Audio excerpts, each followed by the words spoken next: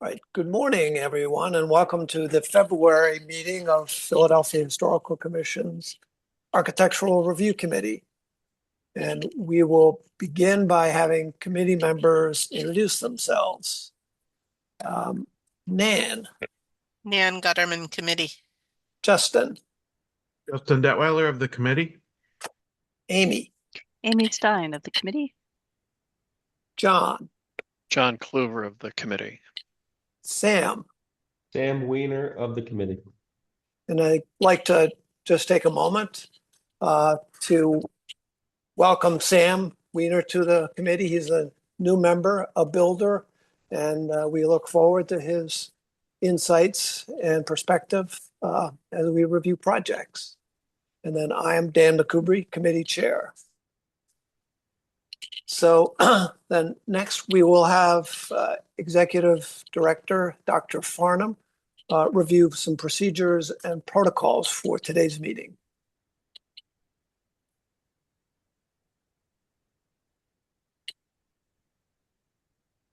Good morning. As the chair said, my name is John Farnham. I'm the Executive Director of the Philadelphia Historical Commission. A couple of notes about today's meeting. The meeting is being recorded, and by participating in the meeting, you are consenting to being recorded. The recording will be available later today or perhaps tomorrow at the latest on the Historical Commission's website, www.phila.gov/historical. Also on that website, you will find on the public meetings page everything you might need to participate in today's meeting, including the agenda for the meeting, application materials, and public comment received recently. Every agenda item includes an opportunity for public comment. If you'd like to comment during the public comment period, you will need to raise your hand using the raise your hand feature in Zoom. If you happen to be on a standard telephone, *9 to raise your hand. Once you've been acknowledged to speak, by the chair, you will need to unmute from your end, and you do that using the mute unmute toggle switch on Zoom, *6 if you're on a telephone. The committee typically makes decisions by unanimous consent, but if there is apparent disagreement among committee members, a roll call vote will be conducted. And then finally, the Historical Commission has adopted guidelines for conduct at its meetings. Those guidelines stipulate order of presentation, time limits for presentation. If you're unfamiliar with those, please take a look at them. They are on the public meetings page of the Historical Commission's website. With that, I will turn it back to the chair, Dan McCubry. Thank you.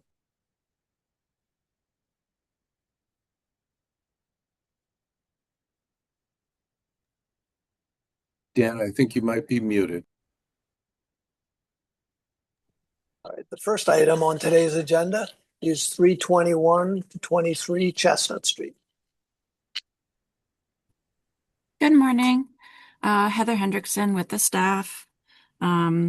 If Brendan Garza is here, can they please be elevated? Or if somebody is here representing the National Liberty Museum, please raise your hand to be elevated. This application proposes to install 5 rectangular murals on the east facade of the National Liberty Museum as part of an institutional revival and in preparation for the America 250th celebration. The murals would symbolize and highlight the museum's mission and values and activate this walkway that leads to the Ben Franklin Museum. The 5 rectangular spaces where the murals would be installed were originally windows when the building was the E.W. Clark Bank. These windows were infilled with brick at some point after 1959. The murals would be placed on the brick infill panels. The National Liberty Museum has chosen the mural artist Carrie Kingsbury of Promised Land Murals. The artist is proposing to use the parachute cloth method, painting with Nova Color acrylic paint with an anti-graffiti coating and adhering the mural panels to the wall with a gel adhesive. And the staff recommendation for this project is approval with staff to review details pursuant to Standard 9.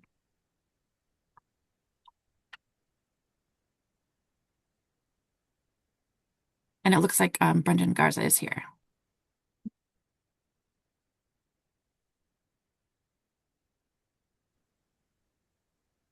Hello. I apologize. It was unclear to me if it was a period for me to introduce myself. Very happy to be here. Thank you all so much for taking the time to review our proposal. I'm happy to answer any questions at this time. This is Nan Gutterman. I have a question on the application of the cloth to the brick. Is that reversible without damage to the brick if at some future time you all wish to change the murals?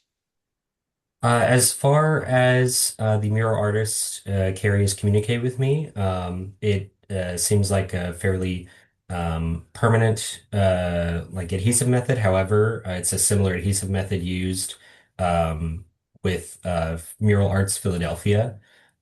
So it's one that's meant to not, be easily dissolvable with rain, things of that nature. Um, and uh, she's communicated to me that if we want to um, change the design, there are other methods that are less permanent, although this is one that is used fairly common throughout Philadelphia and can be adjusted if needed. Yeah, it's just the product literature says that you really sort of have to scrape it to get it off. And I totally understand that this is what's used by Mural Arts.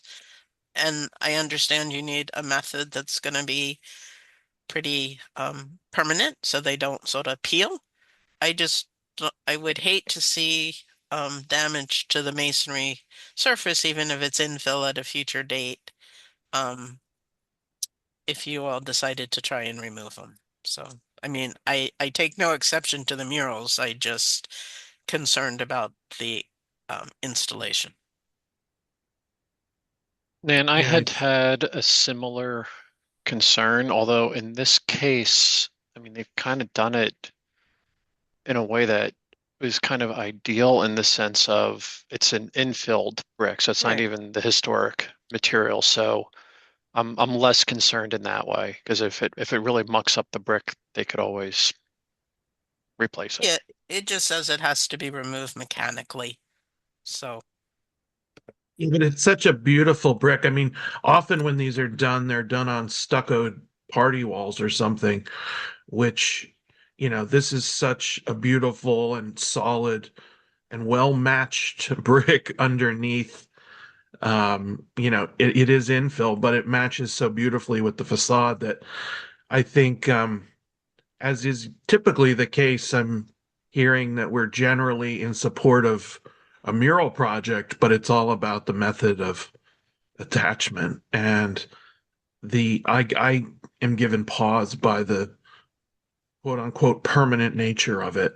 I'd love to see something that is more reversible.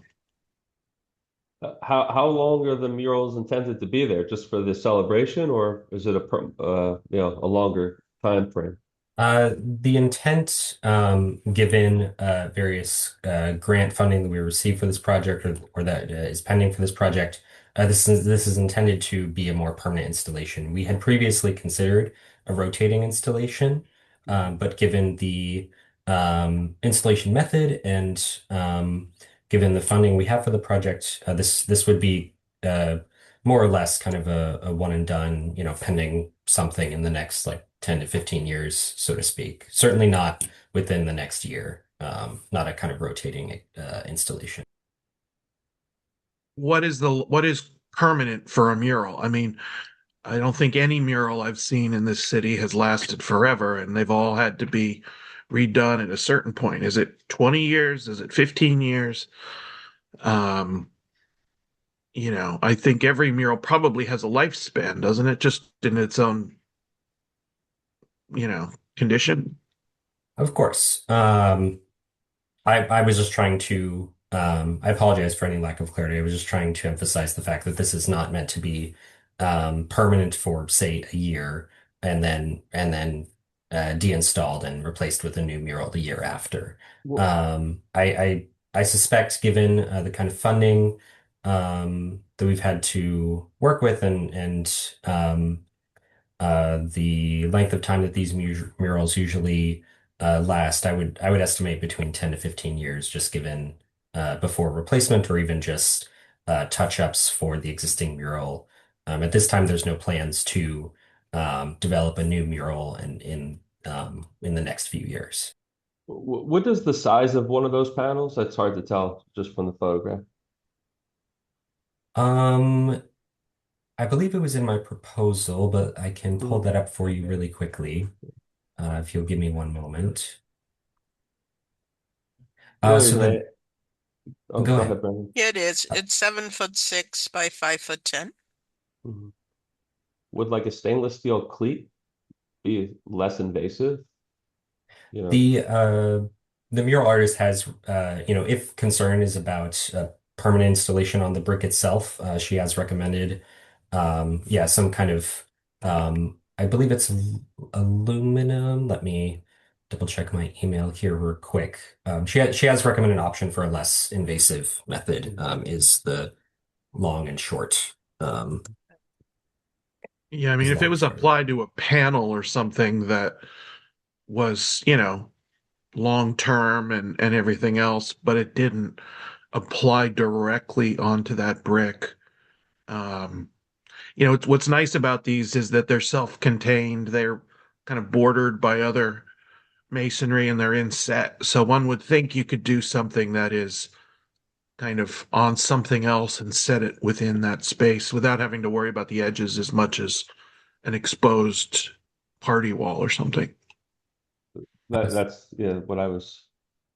So I've found the communication from my mural artist. She has said that if the permanent installation is a concern, the other option is adhering the mural to an aluminum signboard meant for the outdoors, um, so that they could be removable. That's an alternative option. Although I apologize that this wasn't included in my original proposal.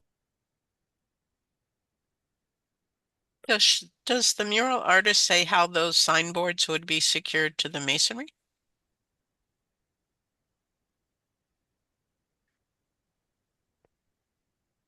She does not at this time. Okay. I mean, I, I'm one of 6 at the moment. I'm totally okay with doing the murals. I guess I would just recommend that staff review the 2 proposed methods of installation and that they be presented to the Historical Commission for their review and comment.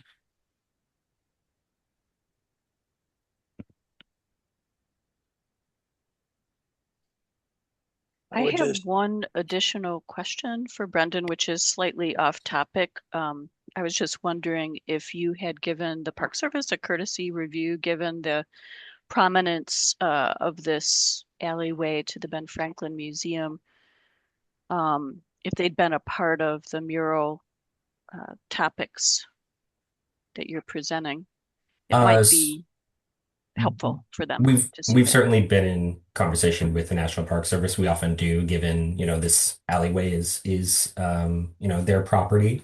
Um, we just want to kind of get ahead of things and speak with the um, Architectural Committee and the Historical Commission first, before, really trying to move a conversation along with the Park Service, just to respect their time and if this was something that was actually going to move forward.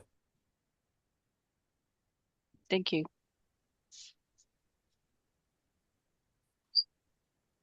I would just ask the staff if they have any precedent for the adhered system that's been proposed.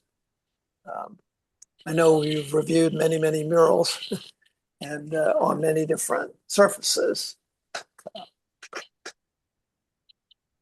And I'm wondering if this is similar to any other installations that we've approved.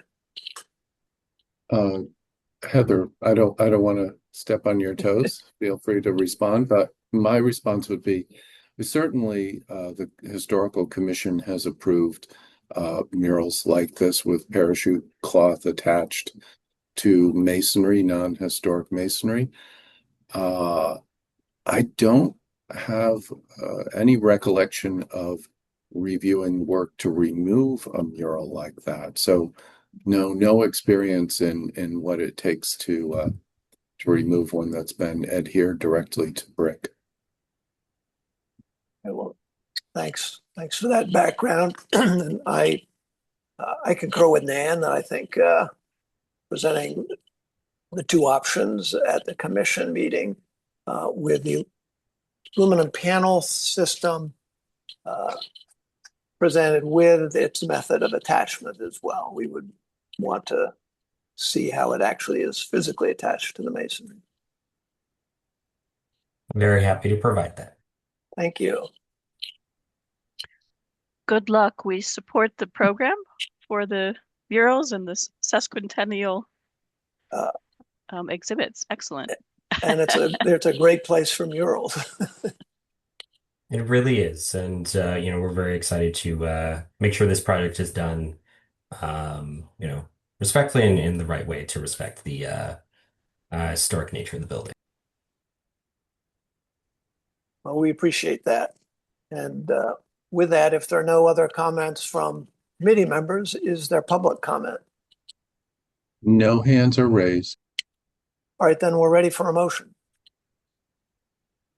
I will make a motion to approve the installation of the murals on the 5 rectangular panels. But the recommendation that both methods of attachment of the murals to the wall be presented to the Historical Commission at their meeting in March. And that staff should review those details prior to the presentation to the Historical Commission, pursuant to Standard 9. I will second and enthusiastically support the installation of murals in this location. All right, then, unless I hear otherwise, we have unanimous consent. Aye. Aye. Aye. I All right, well, thank you.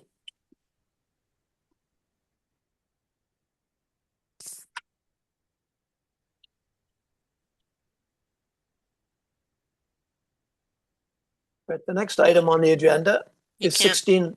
Yeah, can't. we at We're 9:19? 9:25. We're 6 Oh, minutes early. we have a 6-minute break.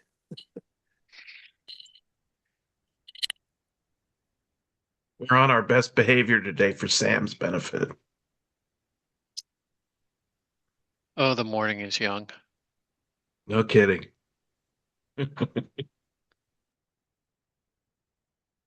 Sorry, my 10-year-old is doing virtual learning over there. I had to ask him to keep it down. This is a rare instance, Sam, where we're early. Don't get used to it. I've been on both sides of the table, so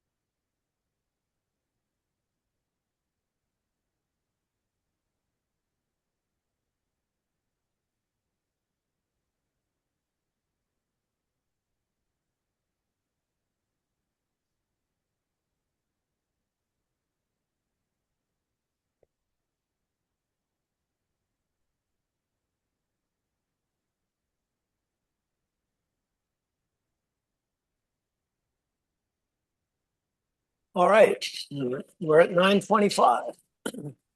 So let's proceed with 1823 Delancey Place. Good morning. This is Kim Chantry with the staff. I've already promoted architect Lauren Thompson as a panelist, and I'll read a brief overview. This application proposes several alterations to the rear addition and rear roof at 1823 Delancey Place, a contributing property in the Rittenhouse-Fittler Residential Historic District. The existing rear addition may date to an 1896 alteration by Furness and Evans, with the rear copper bay added by 1916 at the latest. The rear of the building is on Cypress Street, a service alley with many garage entrances and visible decks on this block. So the scope of work is to insert a garage entrance at the rear, remove a one-story bump out over the man door at the rear, remove existing non-historic rooftop addition on the main block of the house, and construct a rear deck with pilot house on the rear addition. And the staff's recommendation is approval with the staff to review details pursuant to Standard 9.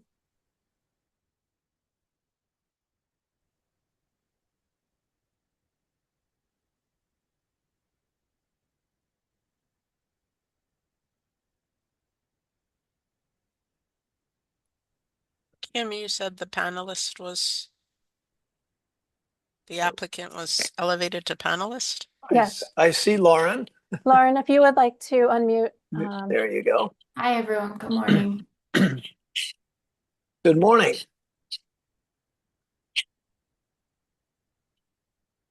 Well, this is a nice, thorough presentation.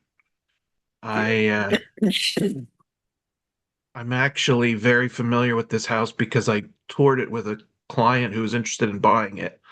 So I'm very well acquainted with its quirks, and you solved a lot of the problems that I was concerned about achieving.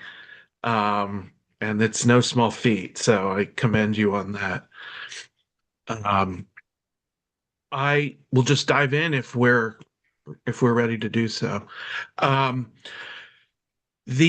So you're opening up that ground floor wall with a garage door that has a chimney mass in it, if I remember correctly. That's correct. So you're doing some pretty significant structural gymnastics. Have you studied that?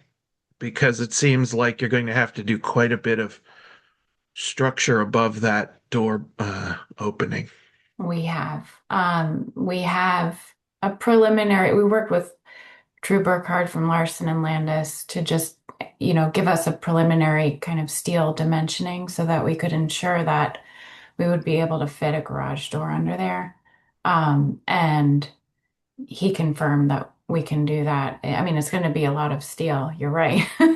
Yeah. But our intent is for the fireplaces to remain in the steel to exist in the framing below the main living level in the rear and above the garage.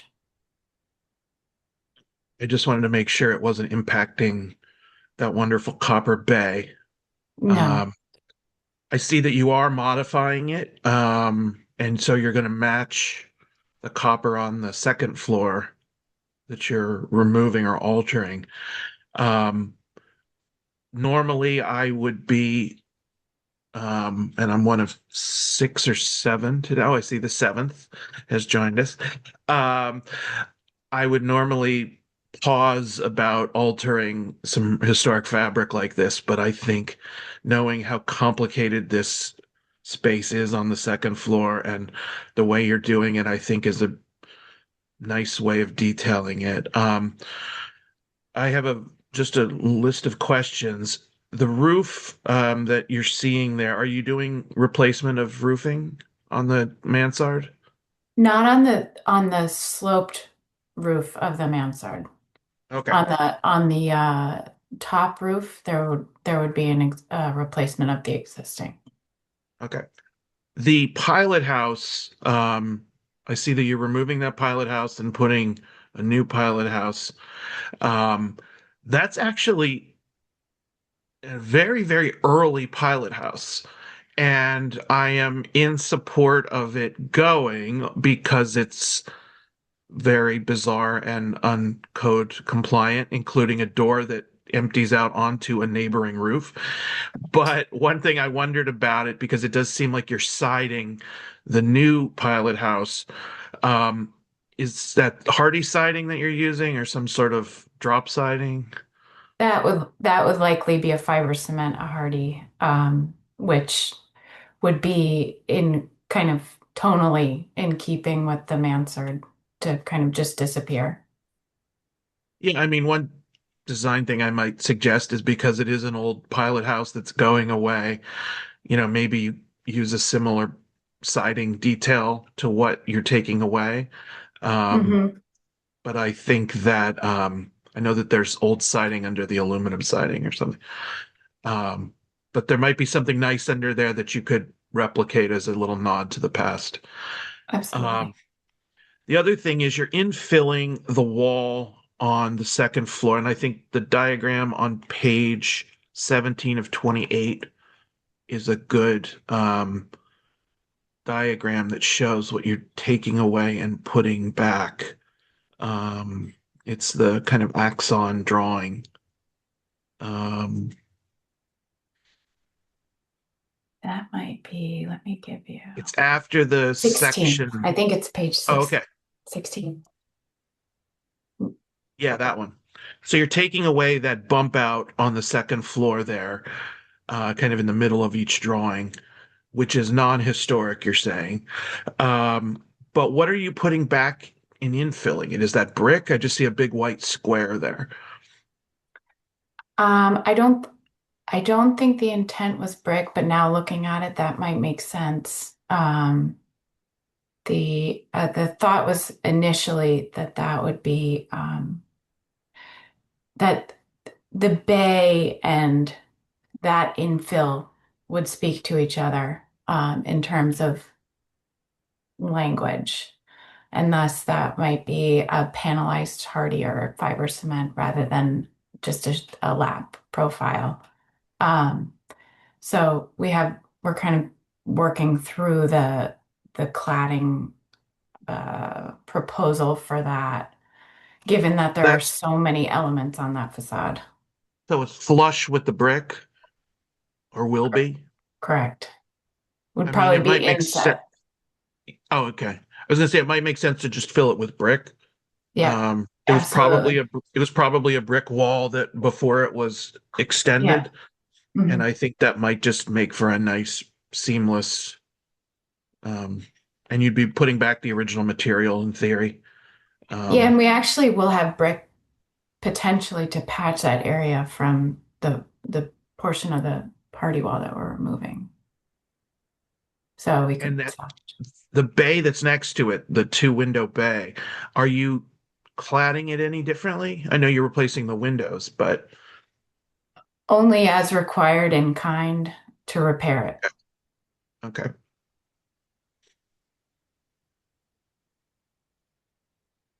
I'll let others ask questions now. Did all the questions, Justin?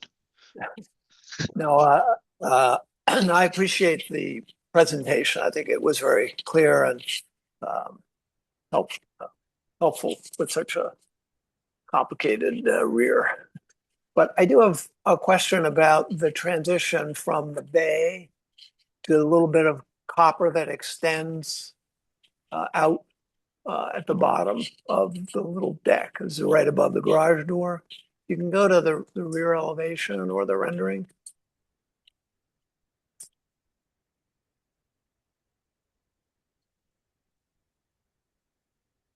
On the left-hand image, the piece of copper that extends out it's very difficult to understand what its relationship to the brick is and to the existing bay, and whether there is some way of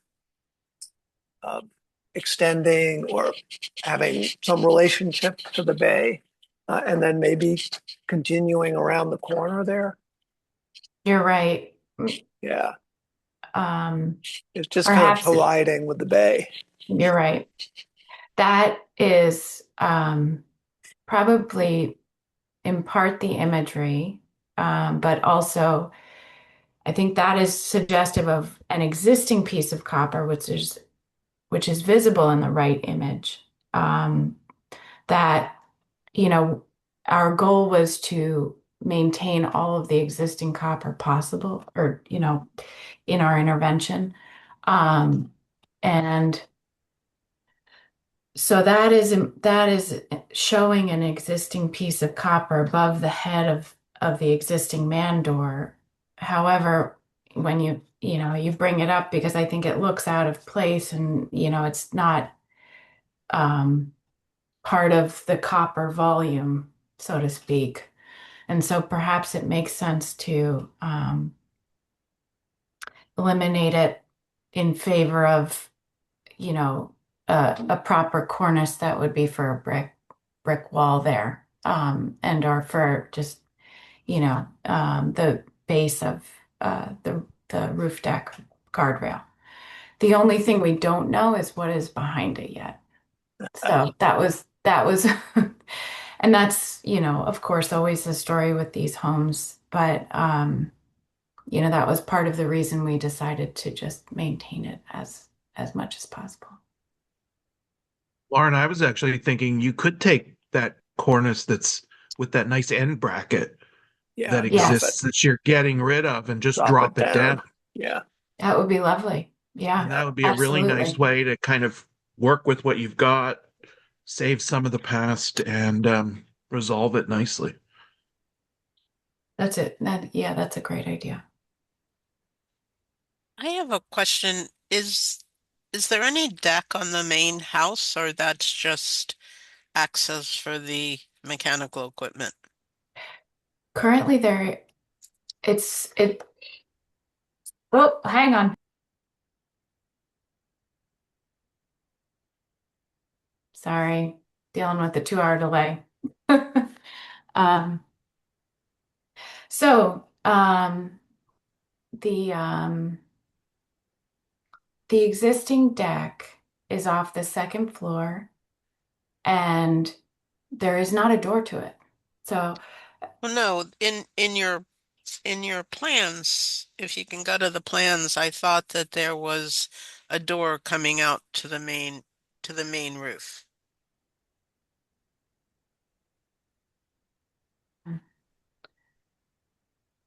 Maybe I read them wrong.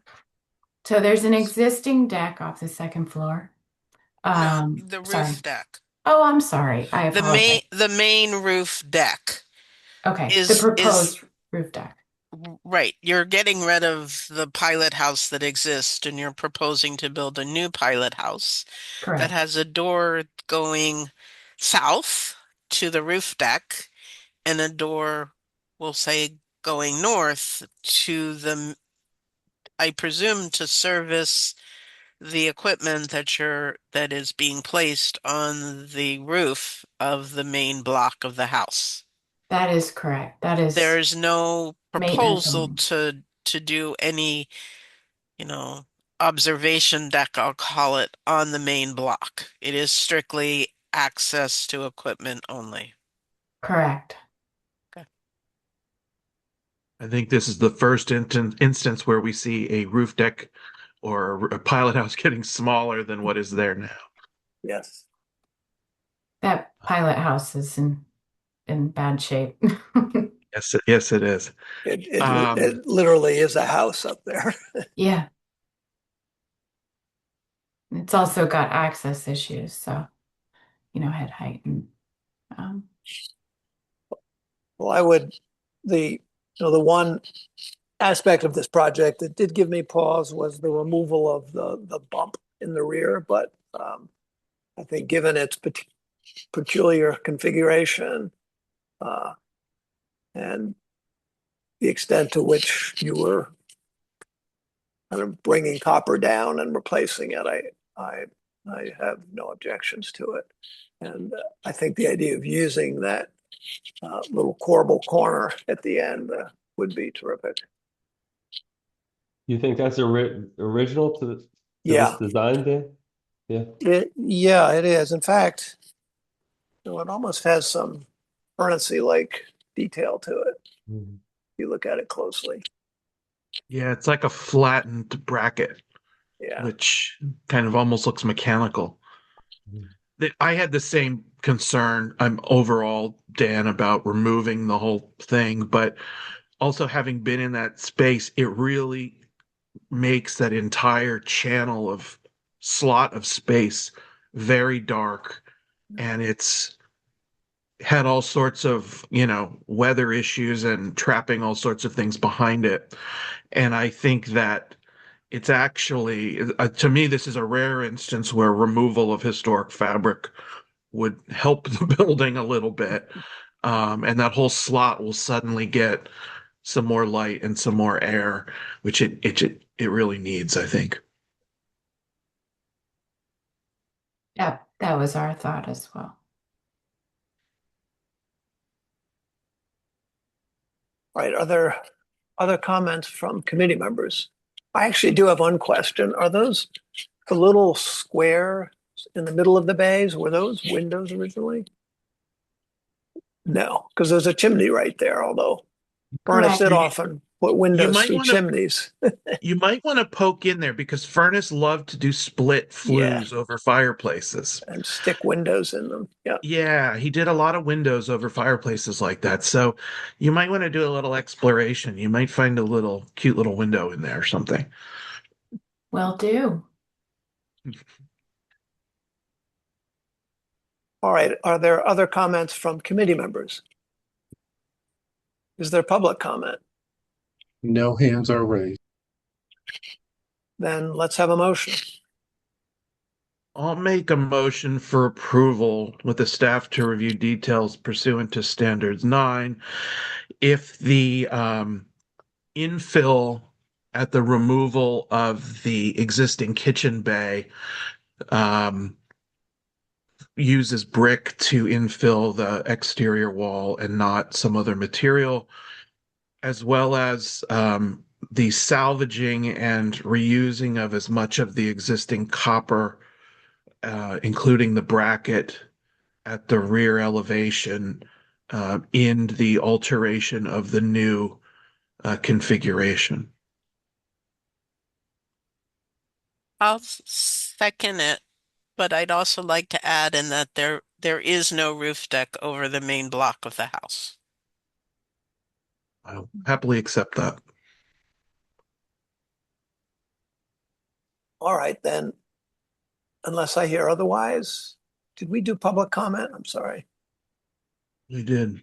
Okay, Yes. then unless I hear otherwise, we have unanimous consent. Aye. Aye. Right. Aye. All right, thank you. Thanks. All right, we now have 2 minutes before we move on to 1601 South 13th Street.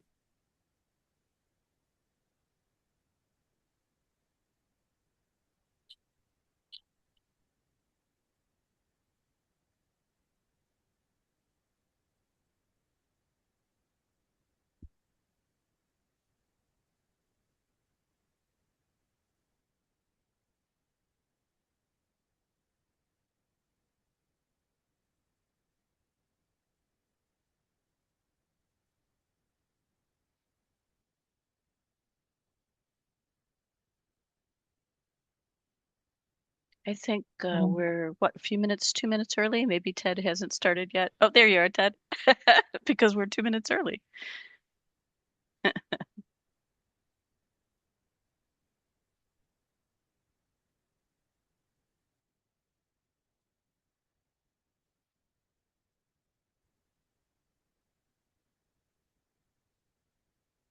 We could use this time to promote the next applicant to the panelist level. I see Sarah from Toner Architects has her hand raised. If she can be elevated, that would be great. Thanks, John. Good suggestion.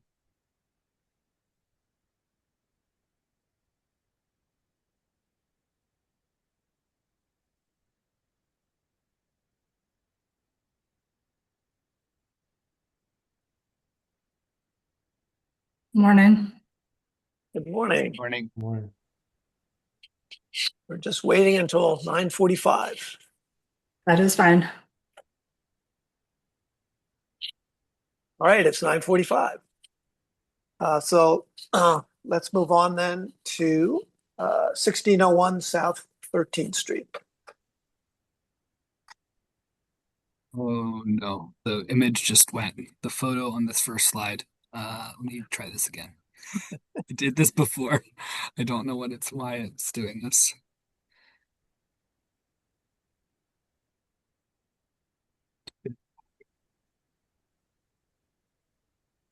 Oh, it's not. I'm gonna just share it as it is and hope it stays. I don't know what's happening with this photo. Okay. I'll read a brief overview. In January 2026, the Historical Commission reviewed and approved in concept application to convert the former St. John's Baptist Church in South Philadelphia to residential use. That application proposed renovating the Romanesque Revival building and inserting an additional floor levels inside to convert it to a 26-unit apartment building. The overall scope of the project, which again was approved in concept, has not changed. The applicants have submitted a revised in-concept application seeking clarity on the form of the dormers that the commission would approve, as the dormers have a significant impact on the design of interior spaces and the financial viability of the project. The first version of this project proposed 4 gabled dormers on the Tasker Street elevation. The Historical Commission staff and the Architectural Committee suggested that combining the dormers into one or more shed dormers would make those dormers less intrusive. At the January 2026 meeting of the Historical Commission, the applicant presented a revised proposal with 2 wider shed dormers on each side of the building. Commissioners opined that these revised dormers remained obtrusive and were not compatible with the overall massing. The commissioners also recommended that the applicant explore a variety of roofing materials to replace the slate. The applicants have submitted a revised dormer scheme showing 4 shed dormers on the Tasker Street elevation and 5 on the opposite side. They have also submitted a roofing estimate with various materials for your consideration. The staff recommendation is approval in concept, provided the proposed dormers are smaller and better blend in with the existing historic roof structure pursuant to Standards 9 and the roof's guideline. I'll hand it off to you all. Thanks, Ted. Excuse me.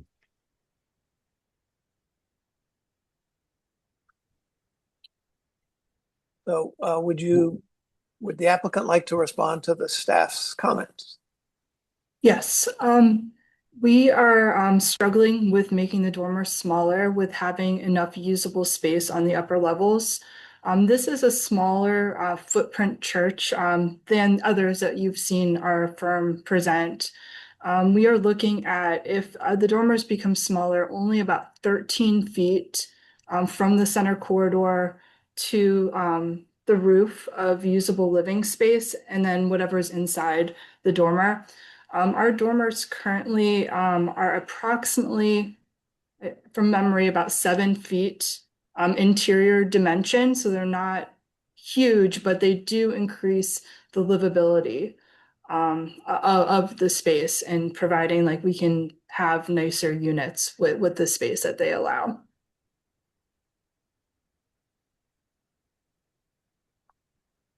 Sarah, is the width of the dormer that you're proposing now the same as the width that we saw a couple months ago?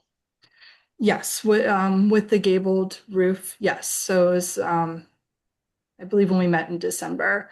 So it is primarily just changing the roofing structure and trying to make them smaller. So as you see here, on the left was the first plan we presented. We took your comments and revised it for our commission hearing on the right. So we did larger shed dormers and try to maximize the usable space on those upper levels. And then today we've reverted back to the same footprint as what you saw with the shed dormers. And again, for the scale of the church, it's really the challenge of having usable space on the roof levels of the sanctuary. Have you looked at, Have you looked at reducing the number of units but making them larger? Yes, that is in conversation. It is really going to be a balance of how much usable space we end up. I don't believe the 26 is feasible, even in the current configuration. And a reminder, we have not fully space planned this. This is just conceptual for us as well. So what you see here is as far as we went. The version that you shared with the Historic Commission with the shed dormers, did that not work for you, or it's because they didn't like it that you kind of went? Because I look at that and that's less, it's more tolerable than the new version to me. I don't know, Okay. use better. I like this version better. It just, the other one feels very busy. So I was curious, did this work, but you're reacting to the fact that they didn't like it? Yes, the owner didn't want to put any more money into design fees to get to the next review. So they wanted to be assured that both the committee and the commission were agreeable on the dormer shape. So yes, we took the commission's recommendation for smaller dormers. I don't remember their exact wording, but more or less that they wanted to see them separated and smaller and lower profile, and came back for this round of approvals in hopes that we've gotten closer. Sarah, how will you maintain the space in between the dormers? I can't see a dimension of what it looks like. It's 2 feet. Like, how will you Yes, put flashing in? How will you put siding on? How will you paint we've those over the years? we've consulted with the contractor and they felt that this was a workable dimension.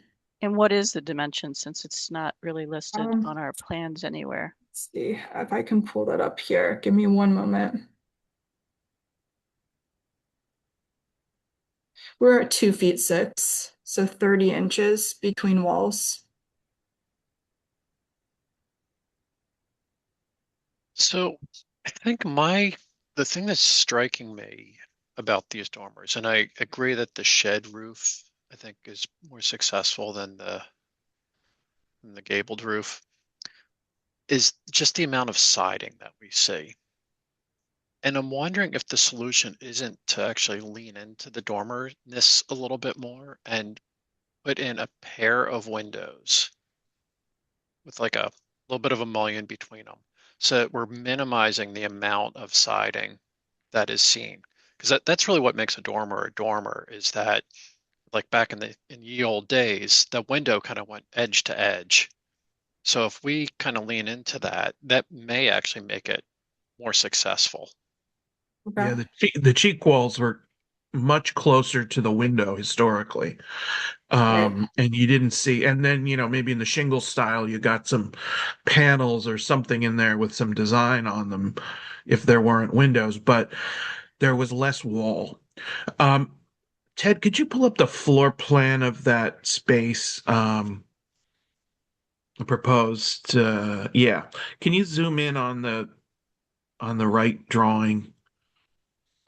So what if we brought those two dormers? So there's two pairs in essence for each unit. What if we brought those together and combined them into one? That is what was shown at the commission in that right, previously. but Yes. making the sides smaller in the process. So they're wider than what's shown now, but they're narrower than what was shown at commission. So you, in essence, take those two. What are they? I can't read the number there. Is it 8 feet or something? They're approximately 8 feet, yes. So what if you made a 16-foot dormer that was one dormer? It had more windows in it so that it looked more of like a ribbon. The sides were a little closer. Maybe instead of 16 feet, it's 15 or 14 feet. And that there's more space between them, so they look more like they're punched out of the roof and not consuming the roof. Okay. And that you wrap that, I would say not to make them 16 feet, but if you could get them down to like 14 or 13, you're still getting a lot of that space in between. That wall or whatever is between them currently, that is that It's a like a truss. truss? Yeah. It is. If that truss sits on a mullion between windows and the whole thing gets narrower but still one bank, I think, what you showed at commission was unappealing in a lot of ways because of the overall size of them.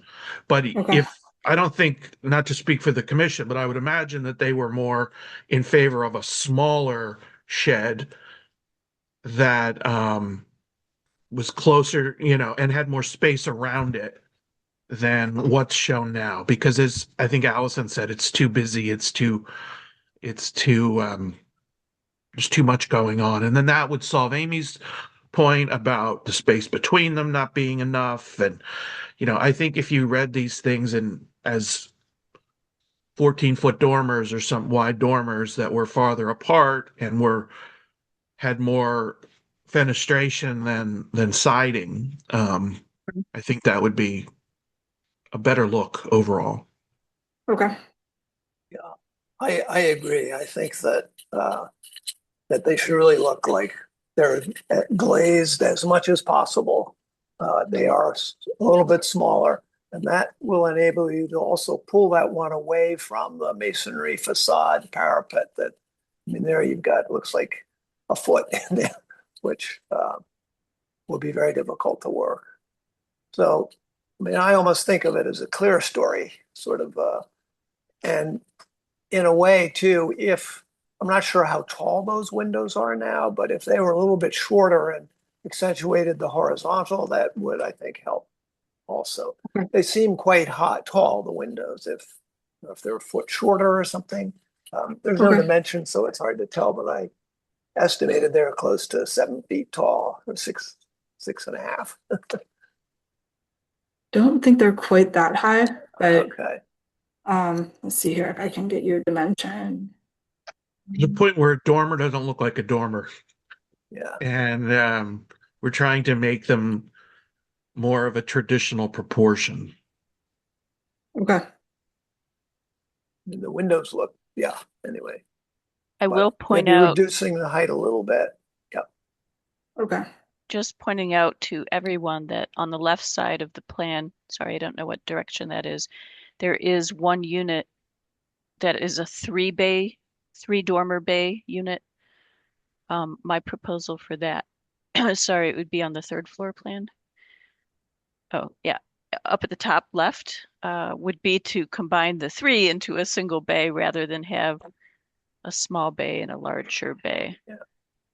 Well, and pull it away from that exterior facade Yeah. Yep. Okay. much more. Yeah, it's too close to the front of the building. You kind of get one of the perspectives, you kind of get a view of how close it is, and it's a little too close for comfort. Okay. Same with what Dan said about the tower. The more you can pull these inward and away from everything else, I think the more successful they'll be.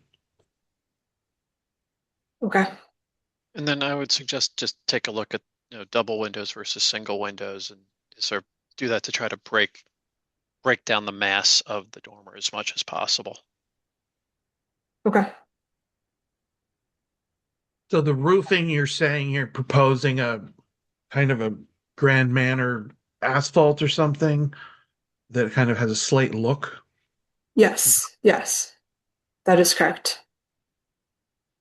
Yeah, if you were using real slate, you could almost side these things in slate, which would make them all look like they're part of the roof. But that wouldn't probably look as good in asphalt. So siding of some sort would probably be better. And the siding could be sort of roof colored. Okay.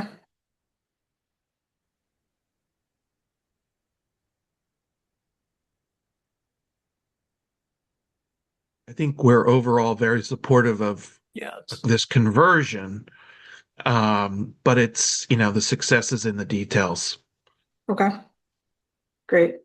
Do you have any further feedback on the roofing materials? The owner was looking from a budget perspective with loan availability and such of really pushing towards the asphalt shingles. Just due to the price difference, we did provide a letter as part of our package with the estimates that we've received for slate, synthetic slate, and then the GAF slate look asphalt shingles. So we are at about a $200,000 difference, which, as you probably know, with working with historic buildings, we will be finding surprises as we go into construction, and they were worried this additional cost was going to be more than the project could tolerate. Which is sort of where the frustration lies, because ultimately the slate will be cheaper in the long run. We were That's- also, and I did not resubmit it for this review. We went through the insurance, the owner went through their insurance providers. They were not able to get insurance on the building with the historic slate. So they, it would have to be, it'd be a very expensive specialty policy. So and with normal means of insurance, they're being led to having to replace the roofing in full to be insurable. Have you been able to submit samples of materials to the staff for their comment and review? For this project, not yet, but for others, yes. Okay. This is conceptual review still, as I understand it. Yes. that True, is but if correct. you're asking us to make a agreement on the 3 different materials, it would be nice to at least have photographs of what it is that this roof is going to look like. Okay. Have we approved asphalt in a case like this? Yes, I have 2 church projects, one at 1032 North Front Street and the 2030 Christian Street project. That's Shiloh Baptist Church. Were those Oh. individually designated though, like this? Yes, if my memory serves correct. How old is the slate that's on there now? I am unsure that it is damaged and is in need of repair. It's not so hard to fix the repair slate roof. That's why I'm asking. Yeah, it might be uninsurable in its current condition, but Right. it certainly wouldn't be uninsurable if it was brought back to life. And as I think Sam is starting to mention here, is it has a lot of life in it in general as a material. Yeah, Understood. the Da Vinci stuff, like, the stuff, it's good for what, 25 years. So that's when you look at the cost, it's like, it's a waste. But slate's a great roof. It lasts 100 years. I mean, And I can So only it's- say with the letters that I've received for this project specifically from the owner.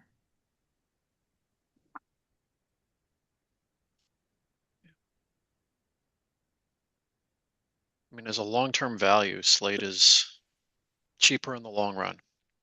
And I realize that a project like this is driven by first cost, Yes. but part of our job is to look long term, and what about on the turret? Like if there's existing slate there, could you mix materials? It's more of a question for the other members. Are you mentioning the tower? The tower is standing seam metal and we are not Oh, yes, okay. we're not touching that. That is in good condition. Got it. Okay.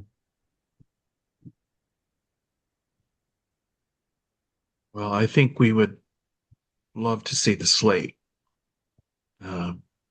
new slate or restored old slate.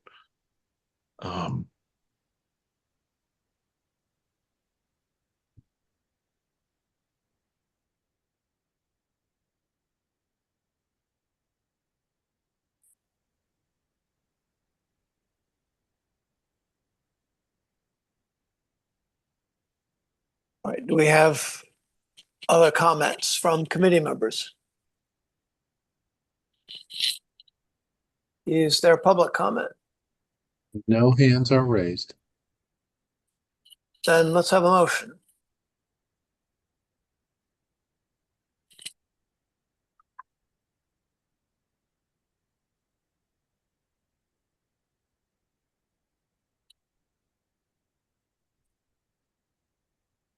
I mean, I think the motion is denial for the design as presented with, we provided a couple alternatives to be considered, unfortunately.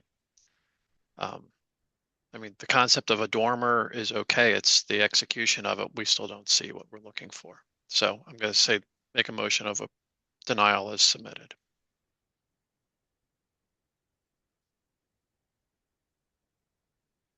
Then unless I hear otherwise, we have unanimous consent? I'll second. Or, okay. Then unless I hear otherwise, we have unanimous consent? Aye. Aye. All right, well, thank you. All right, thank you. All right, the next item on the agenda is 8226 Germantown Avenue, the Detweiler House. Good morning. I'm Josh Schroeder with the staff. And before I introduce the application, we have a few individuals here to represent the application. So if we could elevate Stephanie Magana, Zamir Garcia, and if Roy Aronovich and Matthew Milan are here, if you could raise your hands to be elevated, that would be great.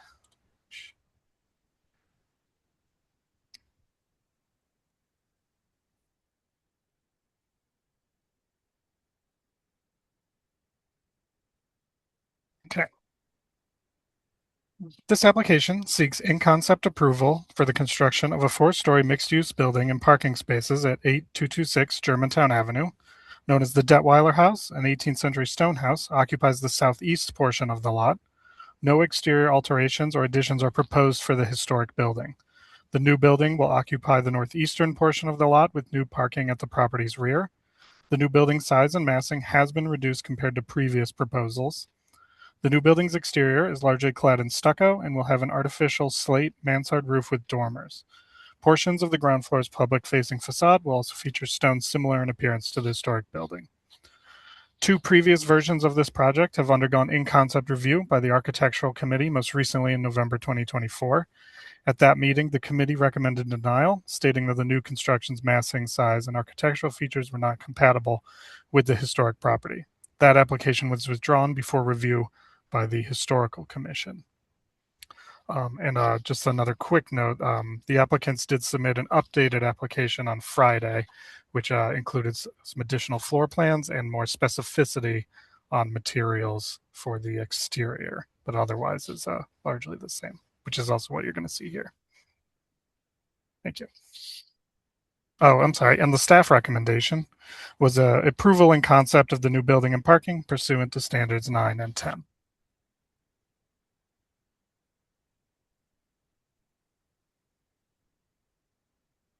Thank you, Josh, for the introduction. As I said, my name is Stephanie Magana. I'm an attorney for the owner here, joined today by Zamir and Roy as well. You kind of went through some of the history of this just procedurally very quickly. When we first brought this project to the committee, we were kind of in conceptual design process, starting the conversations about what this might look like and what was appropriate here. Over the last over a year, since we got the last feedback from the committee, my client has had a very extensive process of engaging with the community at large, and most specifically our nearest neighbor to the north, to come up with this revised design concept that we do feel incorporates a lot of the last feedback we received, as well as addresses a lot of comments and concerns and feedback that we received from the neighborhood. So we're now in the zoning process, bringing this to you again ahead of our zoning board meeting and after several meetings with our community. And we're all here to answer questions. But with that, I'll turn it over to Zamir to walk through some of the design details, particularly the latest changes. Good morning, everyone. As Stephanie pointed out, since the last presentation, we've undertaken a comprehensive reconsideration of the massing and facades of the structure based on a lot of input from the community, from adjacent neighbors, from the various community organizations in Chestnut Hill, and really zoned in on where this building needs to be at this point, and it's been reduced in height, it's been reduced in number of units, and architecturally, stylistically been modified in such a way that it ties back to the community, Chestnut Hill, some of the features that we observe along the Germantown Avenue and Chestnut Hill area. And if you wouldn't mind switching to the next slide. Yeah, keep next one, please. The right here is good. So the facade changes that have occurred since that last meeting. The primary change that we've done is the building has been pushed up from our last meeting. We had talked about pushing the building back to be recessed away from the street, and really allow the Detweiler House to be more prominent. Based on feedback from the various community groups and the neighborhood, we've gone back to pulling the portion of the building forward to align with the adjacent structures at 8236 Germantown Ave, which is the building you see in the top elevation to the right. And we've pushed the building back a little bit to still maintain a sight line to the Detweiler House from the top of the hill, but aligned it more as a bay in similar proportions and width to the adjacent buildings so that we kind of continue that facade wall along Germantown Avenue and activate that zone there. The portion that you see here with the three windows behind the bay to the left of the bay is recessed further back. So that portion of the facade aligns with the angle of the Detweiler House. If you can pull up a plan, I can really jump. Here you go. That's it. So you can see here in the yellow box represents the new structure. The blue box represents the existing Detweiler House, and the gray portion above the yellow box represents the adjacent structure. So as you see there, the bay part projects forward a bit, and in massing wise relates back to the building at 8236. And then the angled wall steps back further to reveal the Detweiler House. The overall massing of the building, again, was also reduced in height. So if we go back to the elevations, right there, you can see we've aligned the top prominent cornice line with the top of the adjacent structures, and then the top of the fourth floor becomes a mansard roof. Materialistically, the materials we've reviewed various different options for materials. What we've come down to is three stacked material presence here, where at the base we have Wissahick and schist, and with the commercial portion of the building, larger windows that reflect back to a lot of the storefronts that you see along Germantown Avenue. The second and third floor are stucco sand finish to match adjacent buildings, and a lot of what you see down the street in a lighter cream color. And then we have windows that are proportioned to the size of the Detweiler windows, which are approximately 3 feet by 5 feet, and we have divided lights as well. And we have shutters that are placed on this front facade and around the corner of the building. On top of the dark cornice line at the top is a mansard roof with dormers, which align with the windows at the base for each space. There's also a small terrace at the front of the fourth floor. And if we can go to the next page. at the rear of the building, which is sorry, not the rear portion, but behind the adjacent building, you can see here the second elevation on the bottom there. We've also articulated the rear because of conversations with the neighbors on Southampton. We've stepped the building back from being up against the adjacent building, then a section that steps back 5 feet and then 8 feet to allow a buffer zone between the adjacent neighbors, but also adding articulation here with windows. So, and because of the grading at this side of the house of the building, it's only perceived as a 3.5 story building. Finally, we can go to the slide with the materials, and I can. So the materials that we are specifying are the base, again, Wissahick and schist, which is common in Chestnut Hill area at the base. And then the windows, the storefronts will be finished in a gunmetal color with the trim above that, and the cornice, the midway cornice, also in similar color. And then on the second floor, third floor, we'll have an antique champagne stucco finish with the sand finish on it, and in the cashmere color. The windows will be this cashmere color, and then the shutters would be the tan green color.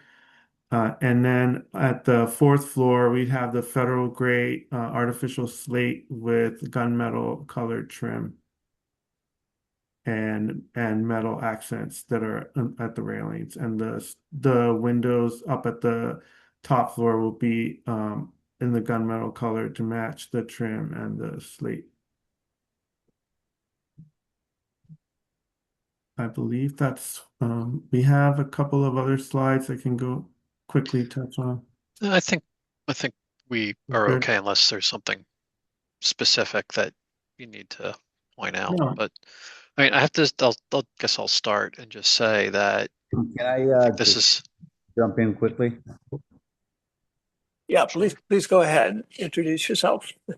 So my name is Roy, and I'm on behalf of Vitch, developer here in this project. I just wanted to touch on a few points that this project has been going on for about 2 years right now.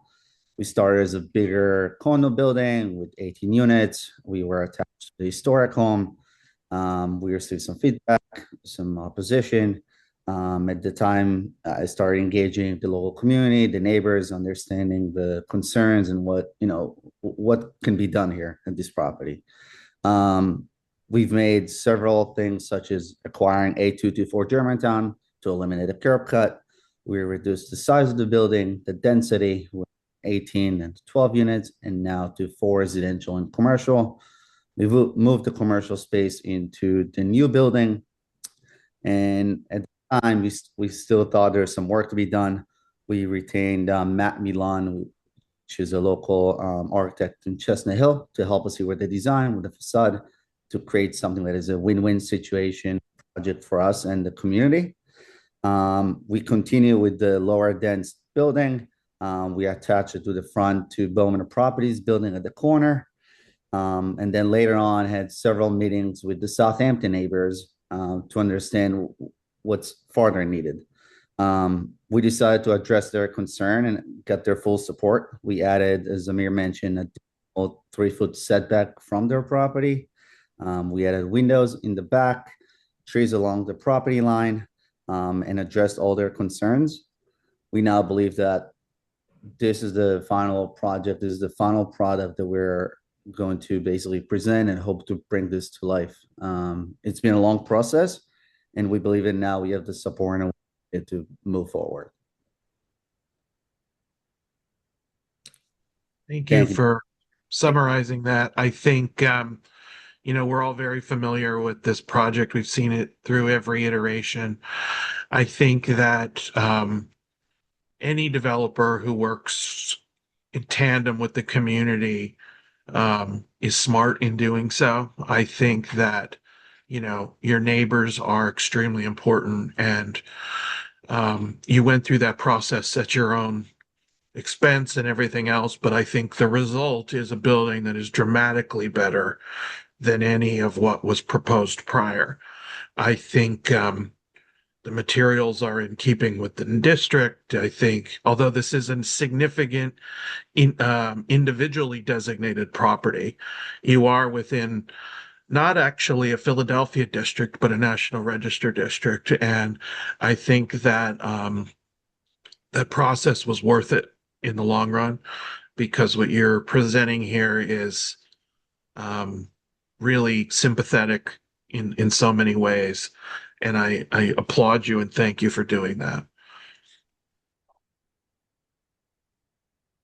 I was going to say that, like, when I opened this one, you kind of sigh a little bit when you see the third submission come through, and I open it up and I went, ooh, this is more like it. So I do think that is it's reflective of the process you went through.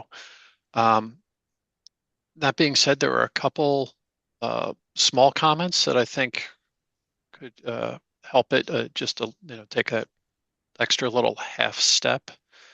If we could indulge my comments for a moment here. Yeah, I think this one is a good one to be looking at. The dormers feel very top heavy. And I wonder if it might be a little cleaner if they were treated as like a shed roof. And so you have like the door or the window, and then like a little fascia board or little cornice, and then a slight slope that tucks under the main cornice of the mansard roof. So that mansard cornice continues uninterrupted across the top. They'll make them feel less heavy. The scale of the window lights is also jumping around a little bit. The second and third floor windows are slightly different from the bay, the mansard above the bay, which is different from the doors onto that third floor terrace. And they're like subtle differences, and I'm not sure if there's anything driving them, but I think a little bit more consistency in the window light sizes could help.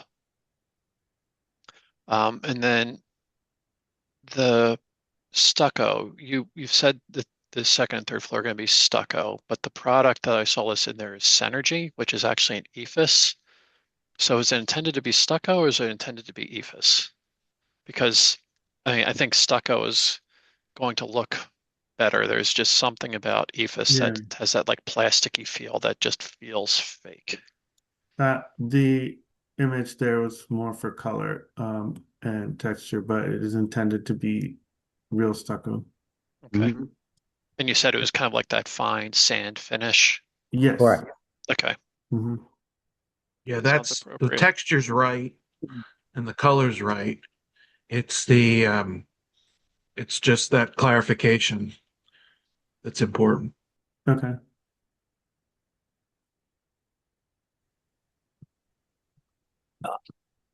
Roy, do I'm have- glad. Oh, Go sorry. ahead, Amy. No, go ahead. Roy, I'm glad you joined in because I do. I support what everyone has said. I'm very positive about the direction you're heading. This is great to see a project like this develop over time based on all of these comments and community input.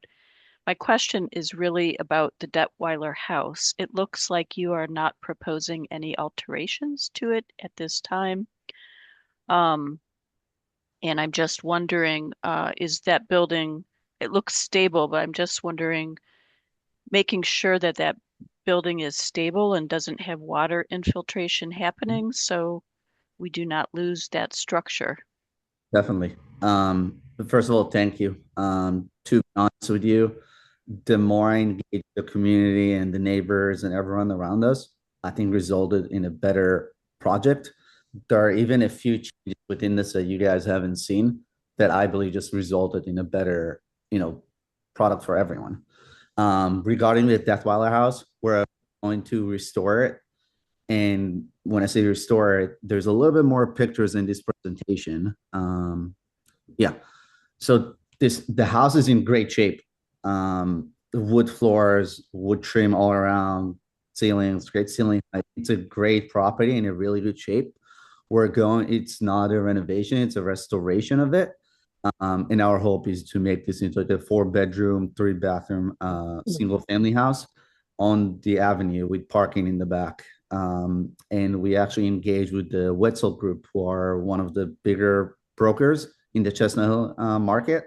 And they believe there's a huge demand for properties like this. And, we can't wait to finish this and bring this to the market. So you're going to sort of separate that as like project number 2, and you'll come back in front of the historical commission when that work will happen. Right. Yeah, We're so hoping. there's only interior renovations proposed to the Detweiler house. So there's no exterior changes that are proposed to the Detweiler house. So the interior renovation is part of our current zoning permit application, and it would be part of this project. Thank you. I do have one question, actually. There's a bay shown in the rear, dotted in. Is that is that bay remaining, or it looks like it's being removed? Remaining. Remaining. Good. Right. We're And then restoring fully back to what it used to be. And it's a beautiful property. And I think it's going to result in a beautiful home. I think have you received permission or had approvals for entering the parking the way that you're showing now? I know Right. you previously had been. We were previously under contract purchase A224. By this time, we already own this. Terrific. So he now owns 8224 as well, and there is an existing easement there for that driveway that we'll be able to utilize for the parking. Terrific. Great. Well, that's, I think, the way that the Detweiler house has given its individual, its sort of room around it, its landscaping, its fence, as this kind of a separate item, is a separate feature, is a great outcome of this.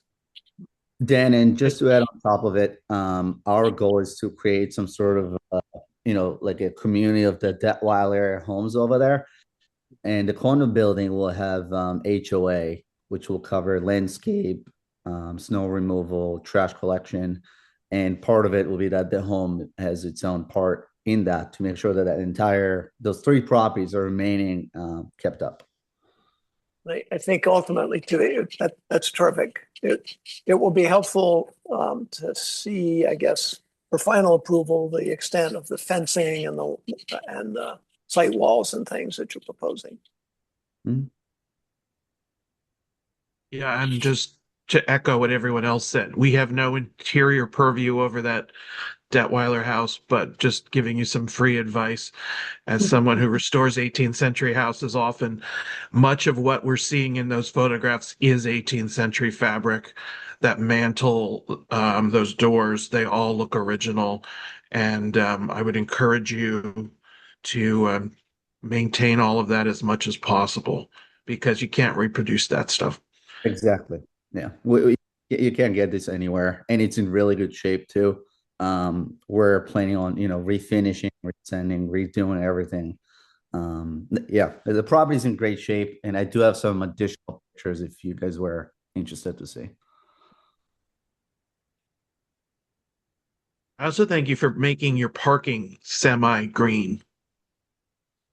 It's not just paved. It's it's integrating green space. I think this is a model for all developers on how this should end up.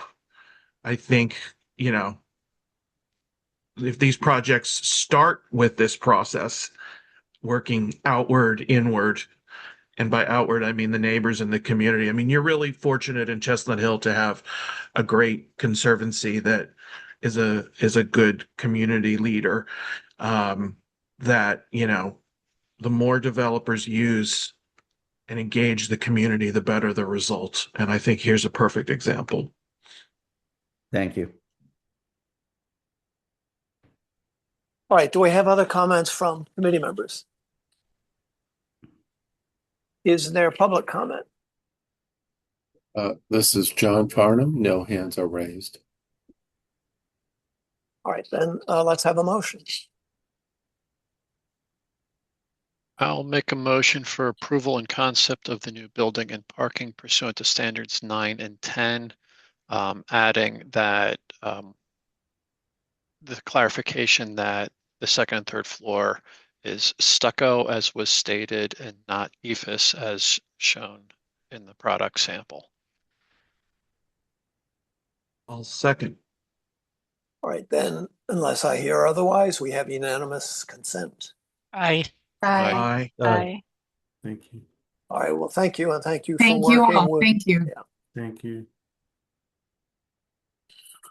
All right, the next on the agenda is 5416 to 26 Lena Street. Good morning, everyone. This is Alex Till with the staff. I'll be reading a brief overview of this project. If first we can elevate the applicant architect Sing Yuan Chen, who I see in the attendee list here. I'm not sure if anyone else is joining. So this application proposes to convert a currently unused industrial building in the Germantown Urban Village Historic District into apartments. The building was constructed between 1914 and 1930 and is 3 stories tall with a fieldstone facade that faces Lena Street. To accomplish the conversion, the application proposes to install new windows and storefronts in existing openings on the front facade of the building and insert a series of new window openings in a side facade that faces the adjacent Earlham Street. The application also proposes to re-stucco the side facade and install a light well on the roof. In addition, an existing paved storage area surrounded by a CMU wall will be repurposed into a parking lot with an added egress door. The new windows and window openings will be visible from the adjacent Lena and Earlham Streets. The staff recommendation for this project is approval, provided that the new windows and storefronts are made with compatible materials, and the new stucco is perhaps revised to a darker color that is more compatible with historic materials of the building, with the staff to review details pursuant to Standard 9. Thank you, Alex. Is the applicant with us? Yes. This Good is morning. Jin. I'm the architect. Good morning. I have my client and also the structure engineer. I think they may still in the waiting list or. John, can you raise your I believe hand? Alex Bruno is at least one of Yes, them. I'm not Alex Bruno is the sure. structure engineer. Sure, I'm not sure what the sign-in is for. Is it potentially Alcorn or Sente? Or John, can you raise your hand in the Zoom meeting? Oh, John Cunningham. I see his Yeah. name in there too. So if we can elevate John Cunningham to panel as well. Yes. Okay. So should I share my screen or You cannot. You cannot. Oh, The so staff, every- will show whatever you'd like to Oh, show. okay. All right. Yeah. So And yeah, I we- have your application materials here with Oh, me. So okay, just that- let me know what page you want to. And we do Yeah. not need you to walk us through your application. It's really a question of responding to Okay. any of the staff's comments regarding the color of stucco and the windows. All right.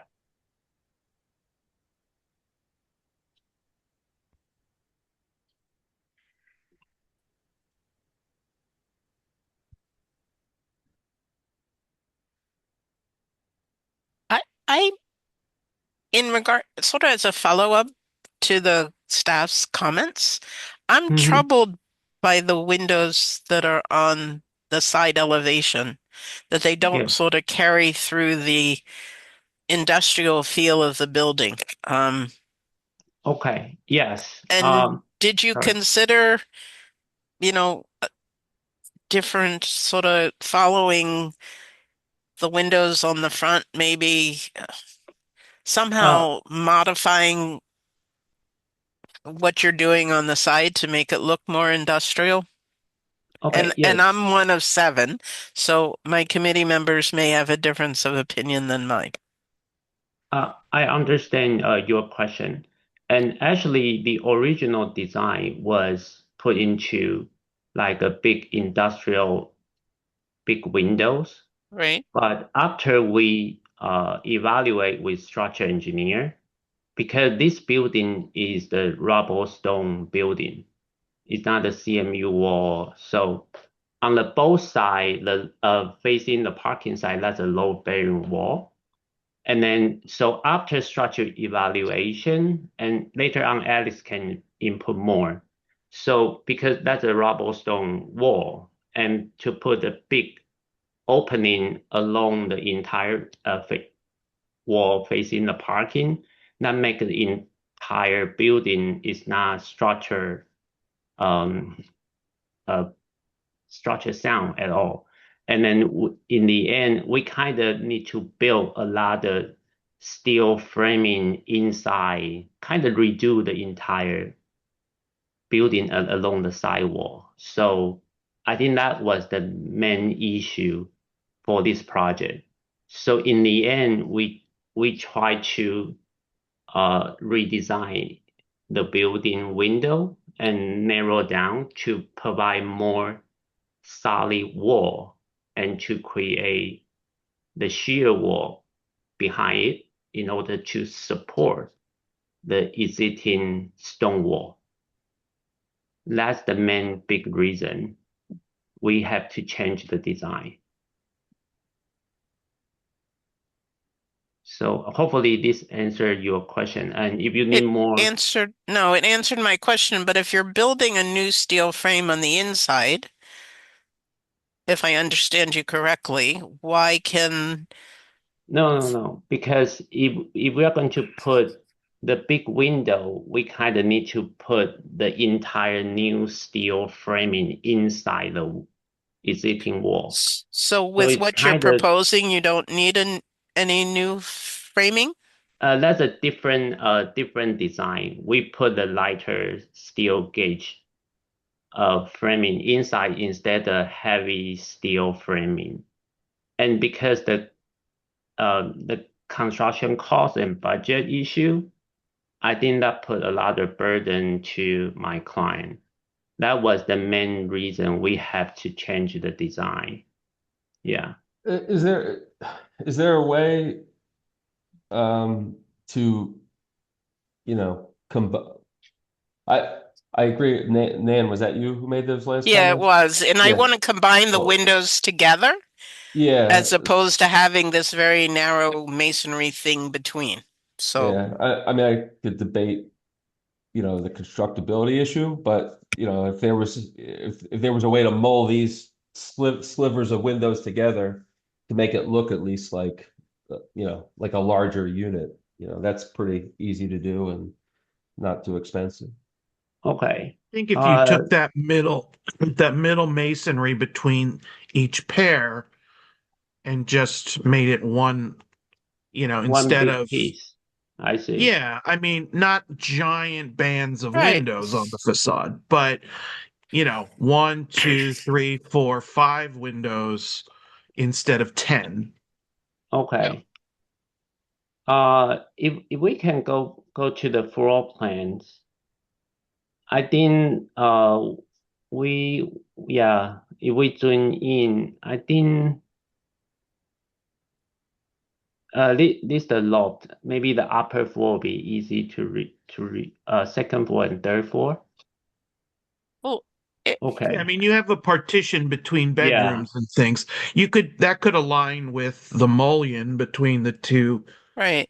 sash or 3 sash or something, but you could still make it appear like a wider single The unit. windows could be brought closer together, and they're still, as Justin has said, the wall sort of aligns with the mullion between these two windows that we're creating, but it doesn't look it looks more uniform in my mind and not so troubling between this elevation and the front of the building.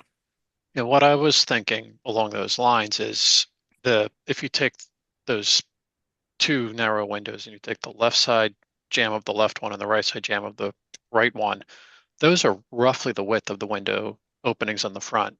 So if you just kind of treat that whole thing as the masonry opening. And I Right. think, like Justin said, you get the mullion between them, and the windows can maybe be a little wider. They could stay the same. But I think also as part of that is that you don't do this vertical band below the windows either. Because what it's doing is it's taking a horizontally proportioned window and it's really emphasizing the verticality. So if you Okay. really just pick up that vocabulary of it being a punched opening on each floor, Industrial. yeah, industrial look, you don't have those vertical bands. I think that it kind of calms it all down and makes it more sympathetic with the front facade. Okay. I see. Yeah. Yeah. I will be able to study all these changes. Okay. Yeah.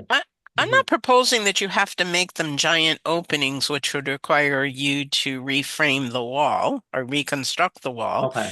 But I think if you basically pull them together as Justin has proposed and you have a single lintel above both of them, it actually might be more effective, cost Yeah. effective for your Yeah. overall design. Yeah. I do see your suggestion, because when you mentioned about the industrial window, so my first memory brought back to my first design, and then Right. but because the structure issue, that's why. But I got your point now. It makes sense to me, and then I think we would be able to do the adjustment. Yeah, with your recommendation. I think you It's could just an accomplish idea. that. I think you could accomplish that with not a great deal of structural gymnastics. Right. And then on, can we jump to the front facade? I think I'm assuming there's no historic photos of this, Alex. To No, I'm sorry, inspire. we couldn't find really any historic images of this building.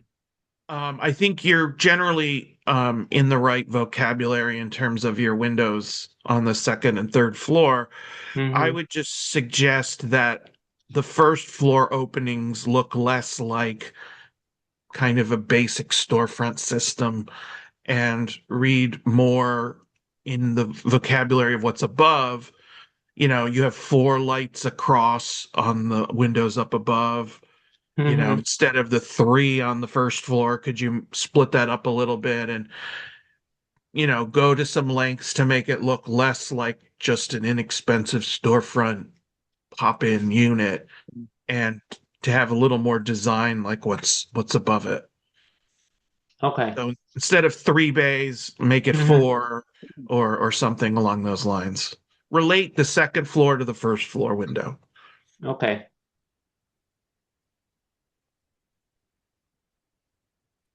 It's I would it's such a simple building that these little things mean more in the design than if it was a much more complex building.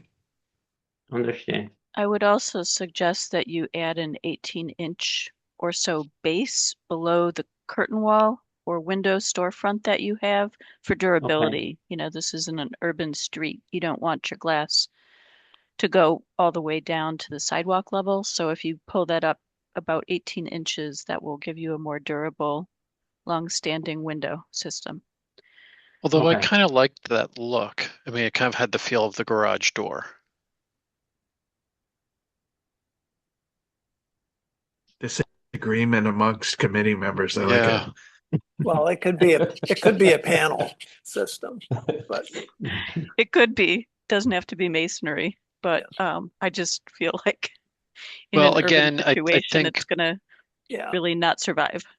Amy, you need I a base. would agree with that durability comment, but maybe the thing to do is to make sure that masonry is pushed back from the face of the facade so Yeah. that the opening reveals like it's going all the way down. Yes, I think we definitely had to push back. Otherwise, we're not we're not go with the current stone facade. A good compromise. Have you altered the current facade? Is there new rubble stone that you are putting in? I was just unclear No, what's new and what's existing because the photo is that we have so we only change is the opening. So the stone, you can see the maybe you need to zoom in. So but the it's still- existing openings remain, Yes. basically. Okay. Yeah. No, that was my question. Yeah. That's good. There's a CMU wall surrounding the parking lot. Are you proposing to paint that or? We just try to make it clean and then paint color over it. We are not propose and at the current design, we are not proposing any new material. Regarding the staff's comment about stucco color, others may disagree, but I think a good starting point is to coordinate with the mortar color on the front facade. See what the clean mortar looks like and start there, or maybe just go a little bit darker than that. Sorry, are you talking about the sidewall facing the Yes. parking? Okay. Yep. Yeah. Alex, right? Because you were saying that the stucco color should be tweaked. Is that the point you? It looked a little too light just to our eye. It looked like it sort of was taking it a little further away from that kind of industrial nature of the building and a little bit more, with the tannish white was I think it should be toned down to maybe a grayer. I don't know exactly what the mortar color in the front is, but I that's a think great you point. just want less contrast between the sidewall and the front facade. They should Okay. see So more there's in the. contrast. Yeah, typically what I would do, and this is what I would do, is take the mortar color, see what it looks like, maybe go a few shades darker in the same palette so that it relates a lot more in terms of the masonry color. Mm-hmm.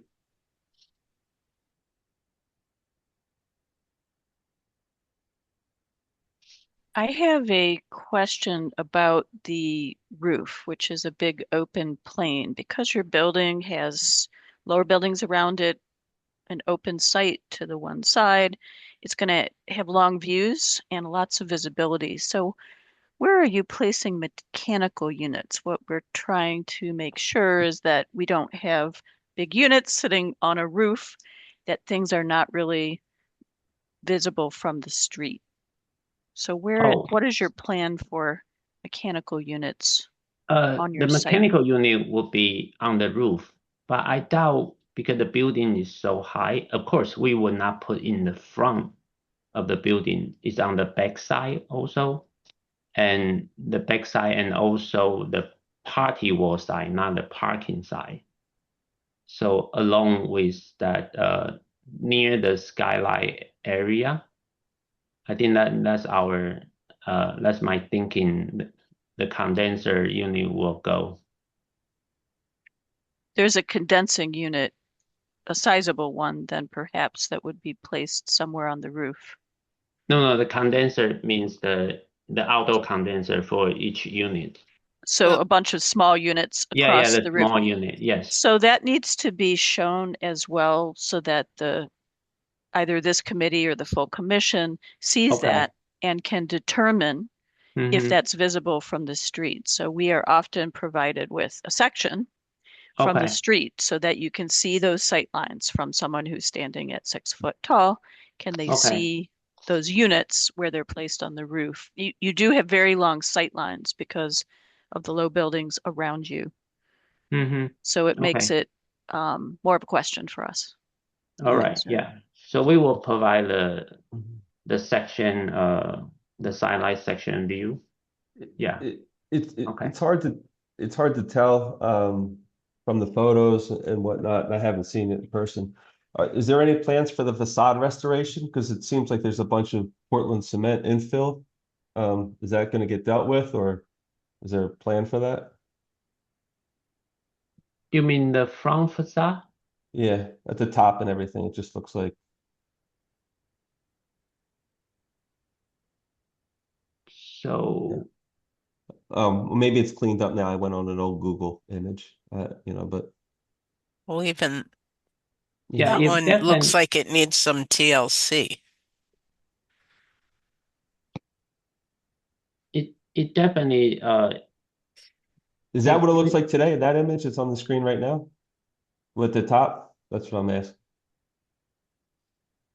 that's yes, that's I think 1 year, 2 years ago photo. Why does it look different on the right? The image on the right, the flat elevational photograph, is that a rendering? No, I think no, that's not a rendering.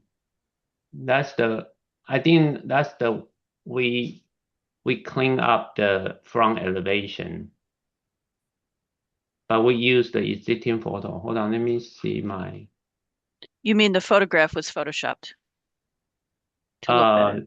yeah, let me double check.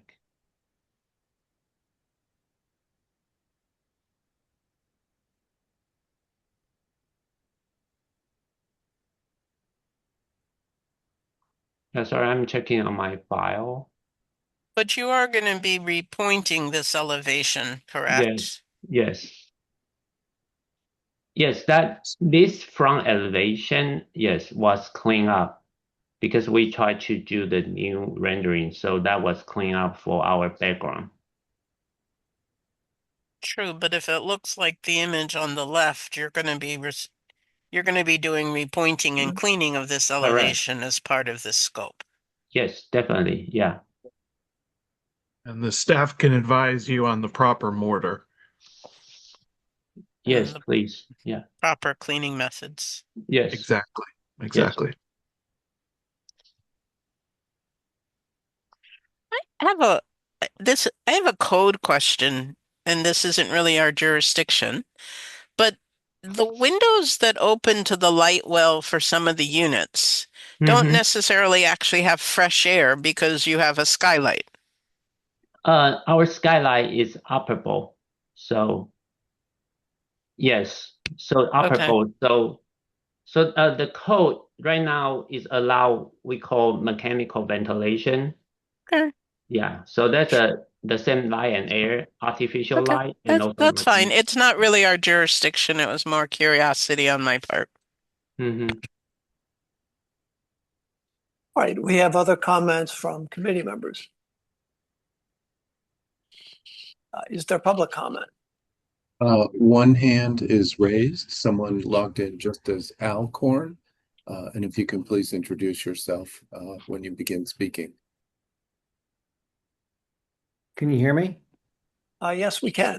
Okay, thank you. I am the owner of the building. I'm glad you're able to hear me now.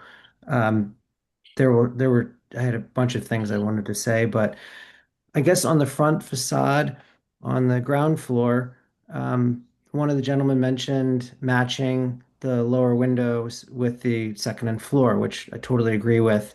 It looks like the middle one would match what you're looking for, but just so you're talking about the window and the ground floor on the right and the left, correct?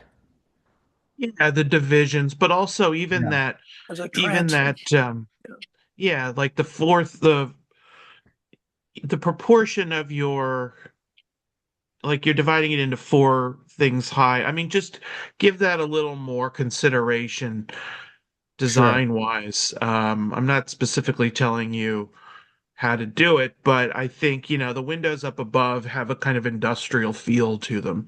And I think that the storefront system on the first floor, if not, designed a little bit, could look a bit kind of off the shelf storefront, basic. And I think, it would be nice to see a little more pattern consideration to it, that relates a little more to the windows above.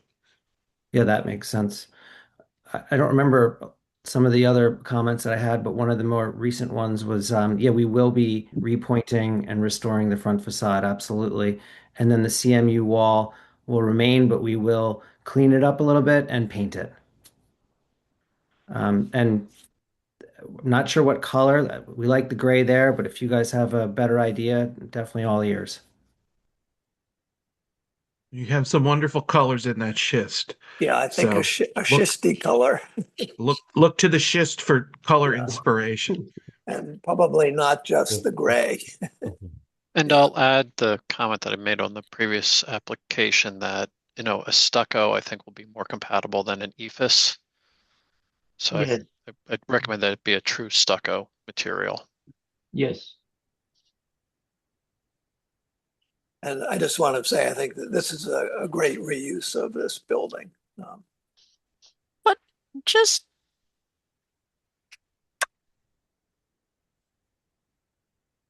Dan, you no, I was going to look at the application before I said it. Do we have images of what the other two elevations look like in the application? The other two, no, because Can you submit them when you present this to the Commission. commission? All right, because that's all party walls, so basically just a blank wall. Yeah, it And would just then- be But helpful are for you them to gonna see. paint it? Are you gonna put stucco on it? Are you doing anything to it? I would discuss with my client, but I think we will try to match the same stucco color on the parking side for the entire building. You on just the need party to, wall side. Yeah, you and just then the need to back. annotate a plan and tell the commission what Okay. is proposed for these other two elevations. I'm not saying you need to Okay. do anything elaborate, but it is Yeah. important that they know what is being proposed. Yes. Yes. All right. I struggled a bit as well, Nan, with Okay. the drawings. Right. We don't have like a full set of drawings here that we normally have to approve it. So I was left wondering about, Mhm. things that we're approving. And that's why it's not, the project seems very appropriate. I'm glad a building like this is finding a new use and that it's retained for the future, but we really need all the work to be noted on a set of drawings. So, Okay. the fact that you might be restoring a front facade isn't noted anywhere. There's Okay. just missing elements. And you have the opportunity to update your drawings for the full commission. So I'm hoping that you can do that Mm-hmm. and that they can, consider a more comprehensive project scope at that time. Yes. And I'll echo what my colleagues have said. This is a nice project. This is a relatively new district. And this is, as someone who lives in Germantown, this is why the district was created, to save buildings like this and to breathe some wonderful new life into them. So thank you for doing that. Thank you. All right. Do we have other comments? I'm sorry. Sorry. So I will receive the proper clean methods from the staff, right? Yeah, you just need to note that you will be cleaning and repointing the facade. Oh, okay. That's- Yeah. But the staff will help you with the details. Okay. All right. So I'll prepare all the notes for the next meeting. I think that's in March. Yes, Mm-hmm. Okay. that will be very helpful. Mm-hmm.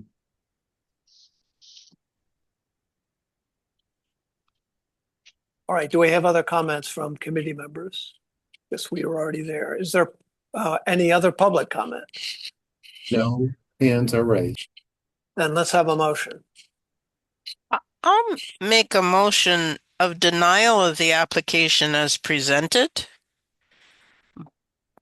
but hopefully that we've provided enough guidance to the architect that he can revise the drawings and submit it for the next commission meeting, of which, Dan, you will be attending.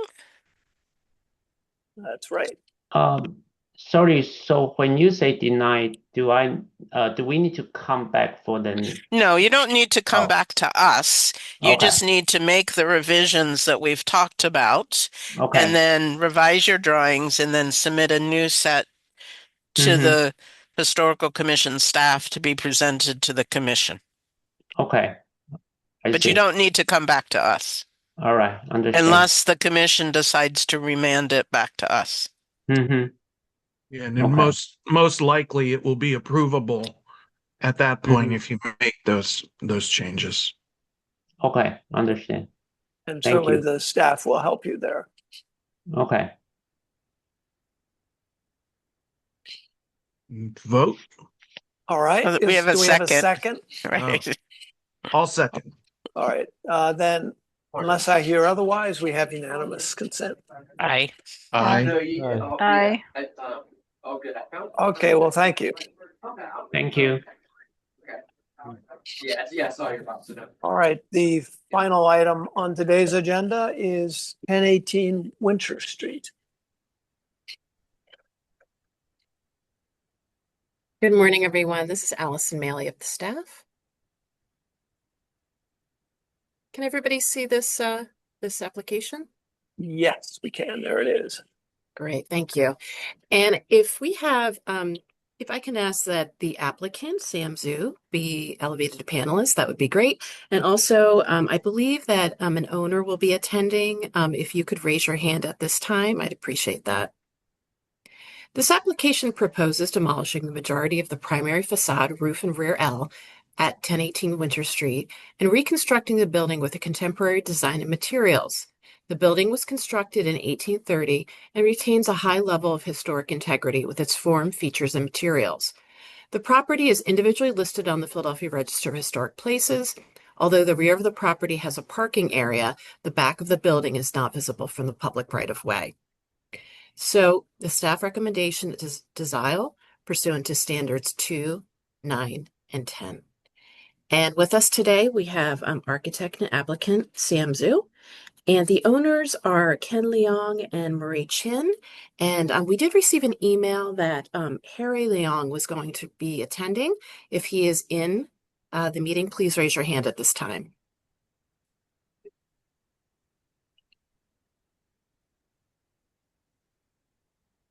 Okay, Sam, if you would like to go ahead and speak to the committee, that would be great. Thank you.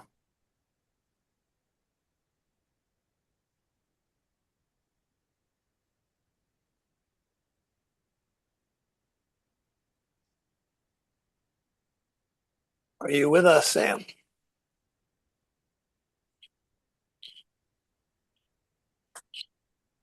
Can you hear me? Yes, we can hear you. A little muffled. Okay, let me increase the volume try.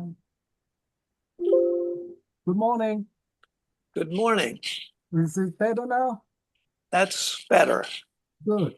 Thank you. Good morning. My name is Sam Shi. I'm the architect for this project. This house has been vacant for many years, and then the back roof has been collapsing, and the interior is very in very poor condition.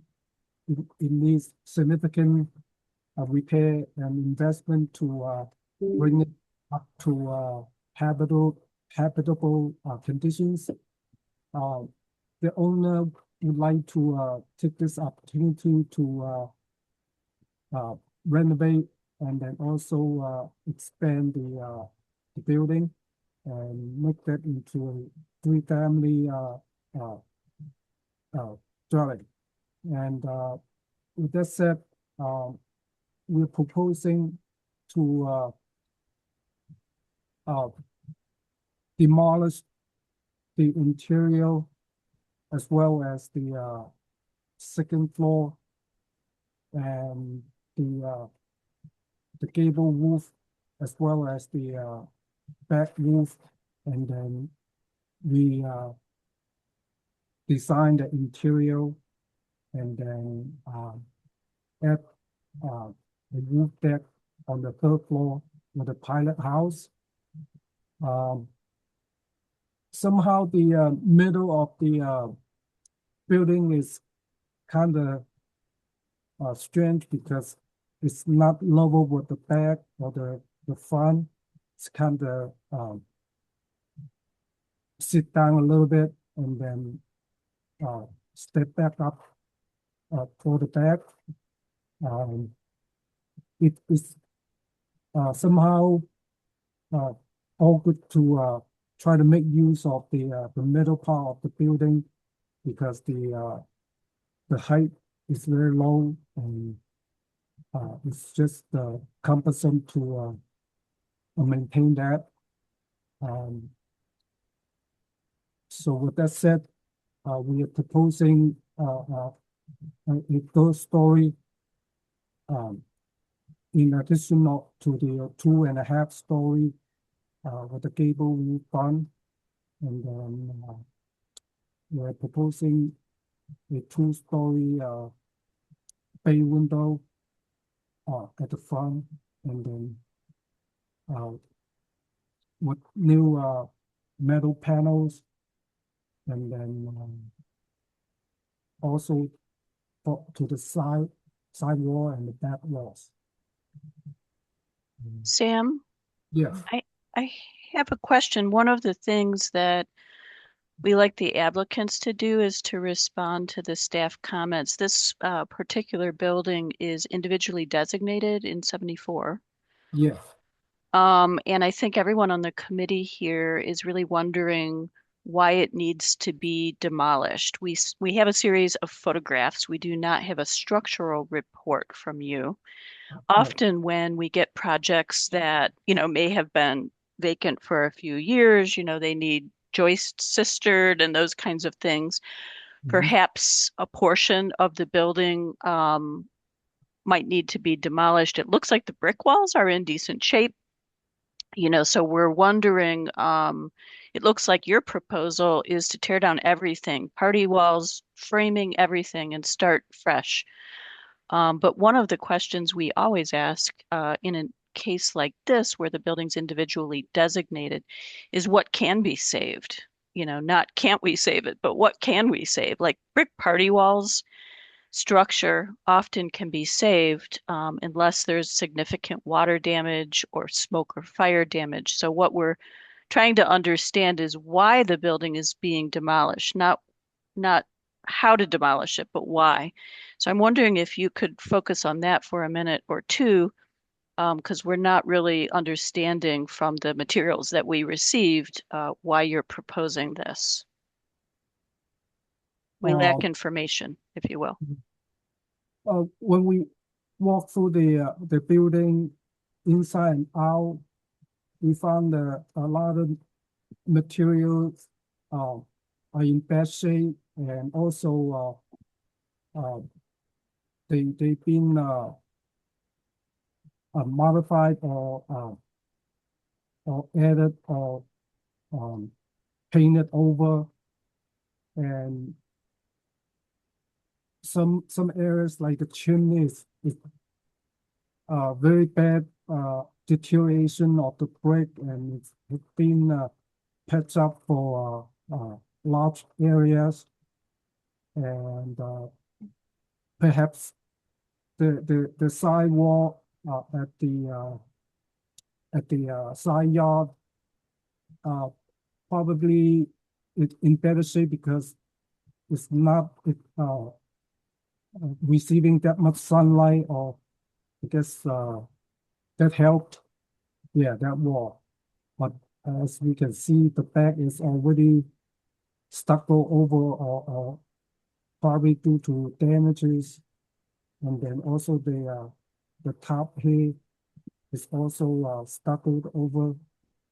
And then the front is, painted over, and then probably not as good a condition as it should.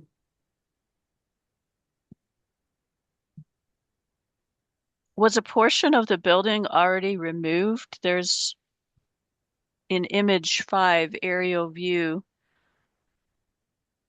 It looks like maybe a portion of the building was removed at the very back. I suspect it's been modified previously. We can look at that aerial picture. We could see the middle. Yeah, that has a sunken part. I think the interior is a bathroom, but it's like very low ceiling. Maybe it was to provide the window of the back wall under the gable roof. That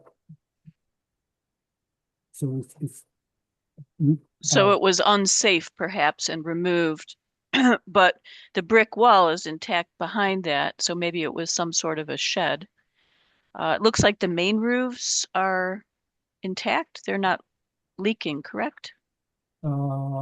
no, there was no leaking, that's right. But this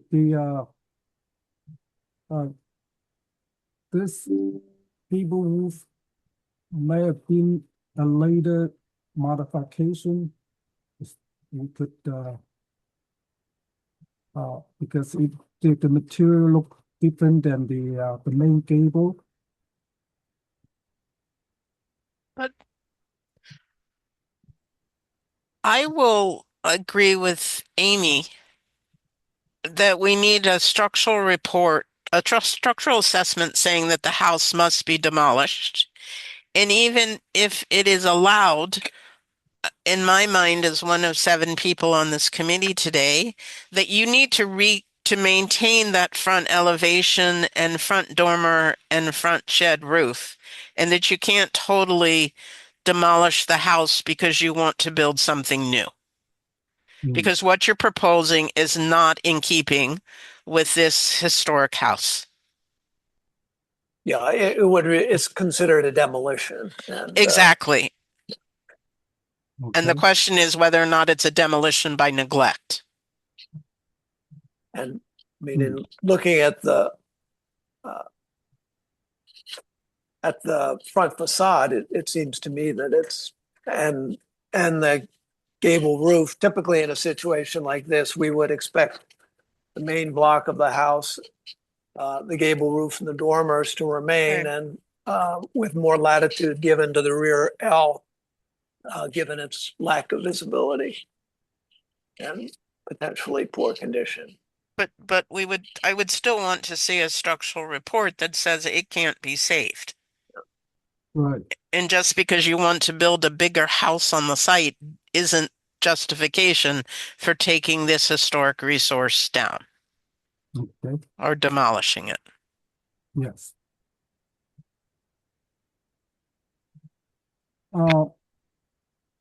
We've been thinking if we maintain the gable front section and then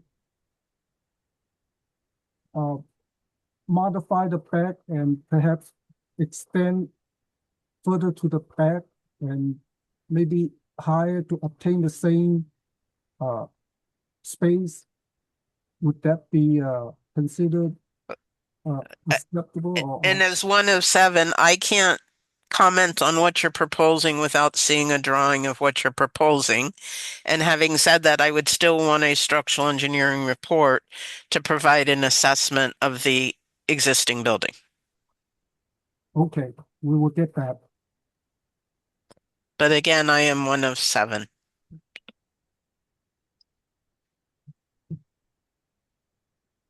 Okay. Question. When we compare to the adjacent buildings, look like they've all been modified, but I don't believe they. But the adjacent buildings may or may not be listed individually, may or may not be individually designated. So it's hard to say why they've been able to do different things. Maybe the staff of the Historical Commission can comment on that. Okay. Based on the main block or the Sanborn map that was provided in our application, the main block and the addition are both designated. So basically all portions of the building that remain today are included in the individual designation that you have. But I think what he was asking was like the adjacent buildings and the other, why they've been able to change, but this one can't. And the one immediately next to it is quite intact with a gable roof and dormer. Correct. Yeah, but the one had a the front brick, I believe they installed a new front bricks. It's Right, that's the one that doesn't still have the the storm. dormer and the roof. So, but Yeah. we can't We are answer that talking question. about- The one to the left in Yeah, this we're- image. We're talking about this particular property and its individual designation. 16, 1016. I'm just Okay. going to jump in here real quick. This is Allison at the staff. So the buildings to the two to the left of this building and actually I apologize. The one to the left and the three to the right, if you were standing in front of this, are historically designated. They're individually designated. I would say that based on historic maps, they have maintained a lot of their integrity. The backs have been changed. Some of those modifications may have been done prior to designation. Or even post designation because it's not visible, but I don't think any of us are saying he can't change the back, but he needs to tell us what he's going to do. And preserve as much original And- fabric as right. possible in the process. Right. Certainly as a main block. We often allow modifications of the rear Ls and other things, but we go to great lengths to preserve as much of the original building material as possible, whether it's in poor condition or good condition. Right. Sam, do you have, would the owner like to speak? I'm not. Sam, I'm here. Oh. I'm here. So it is my family building, and I live around the corner, and I still maintain at least the frontage, but it's because it's not inhabited, and we were looking to renovate it, and it's been a little while. I think we've applied in the past for a building permit to make changes or make to renovate it. My intention was actually to maintain the front as much as possible. And again, as you said, that we would do some renovation in the back to kind of level up the building. Yeah, I mean, and I intend to move back into that building. That was my childhood home. In all fairness, that's not really what the plans show, though. Right. The plan shows a totally new front and a totally new interior. While we don't have jurisdiction on the interior, we do have jurisdiction on the front. So maybe go back to the drawing board and get those two things in alignment. Right.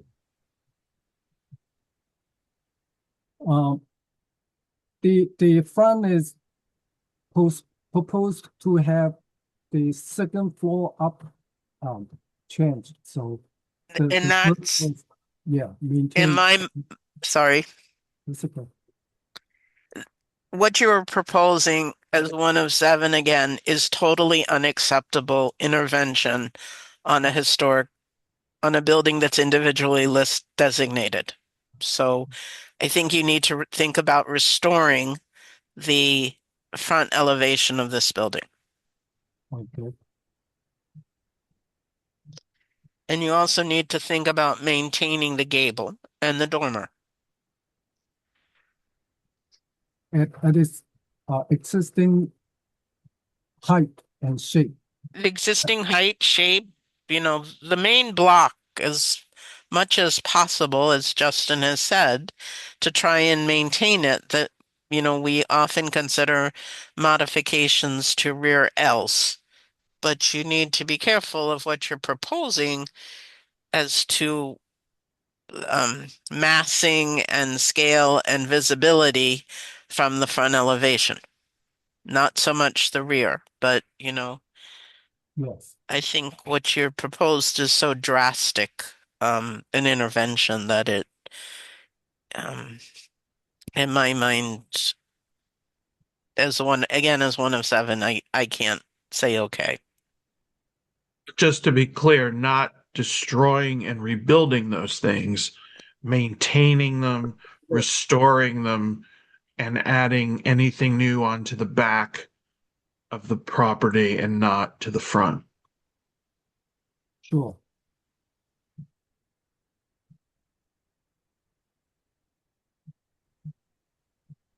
All right, do we have other comments from committee members?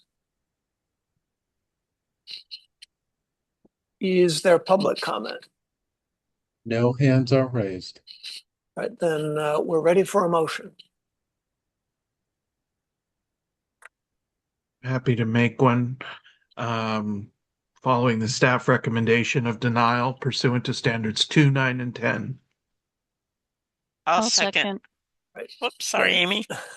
We have 2 seconds.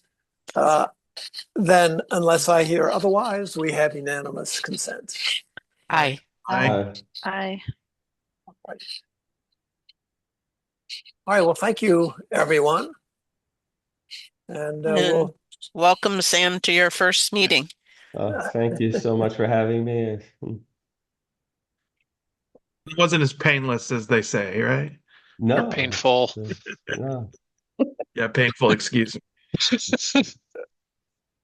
well, it was remarkable to see the transformation of the Germantown property, Germantown Avenue. The Detweiler That house. was a nice outcome. Justin's house. Yeah. Really, Justin, are you moving in? No, What definitely was not. it? Great grandfather or something that No, you thought? it's funny. This question's been asked of me about 20 times since it's been in the news. No, I don't think there's any direct relationship with the family, but anyway, I'm glad to see where it ended. Okay. Bye, Thank you everybody. all. All right, bye all. Bye. See you next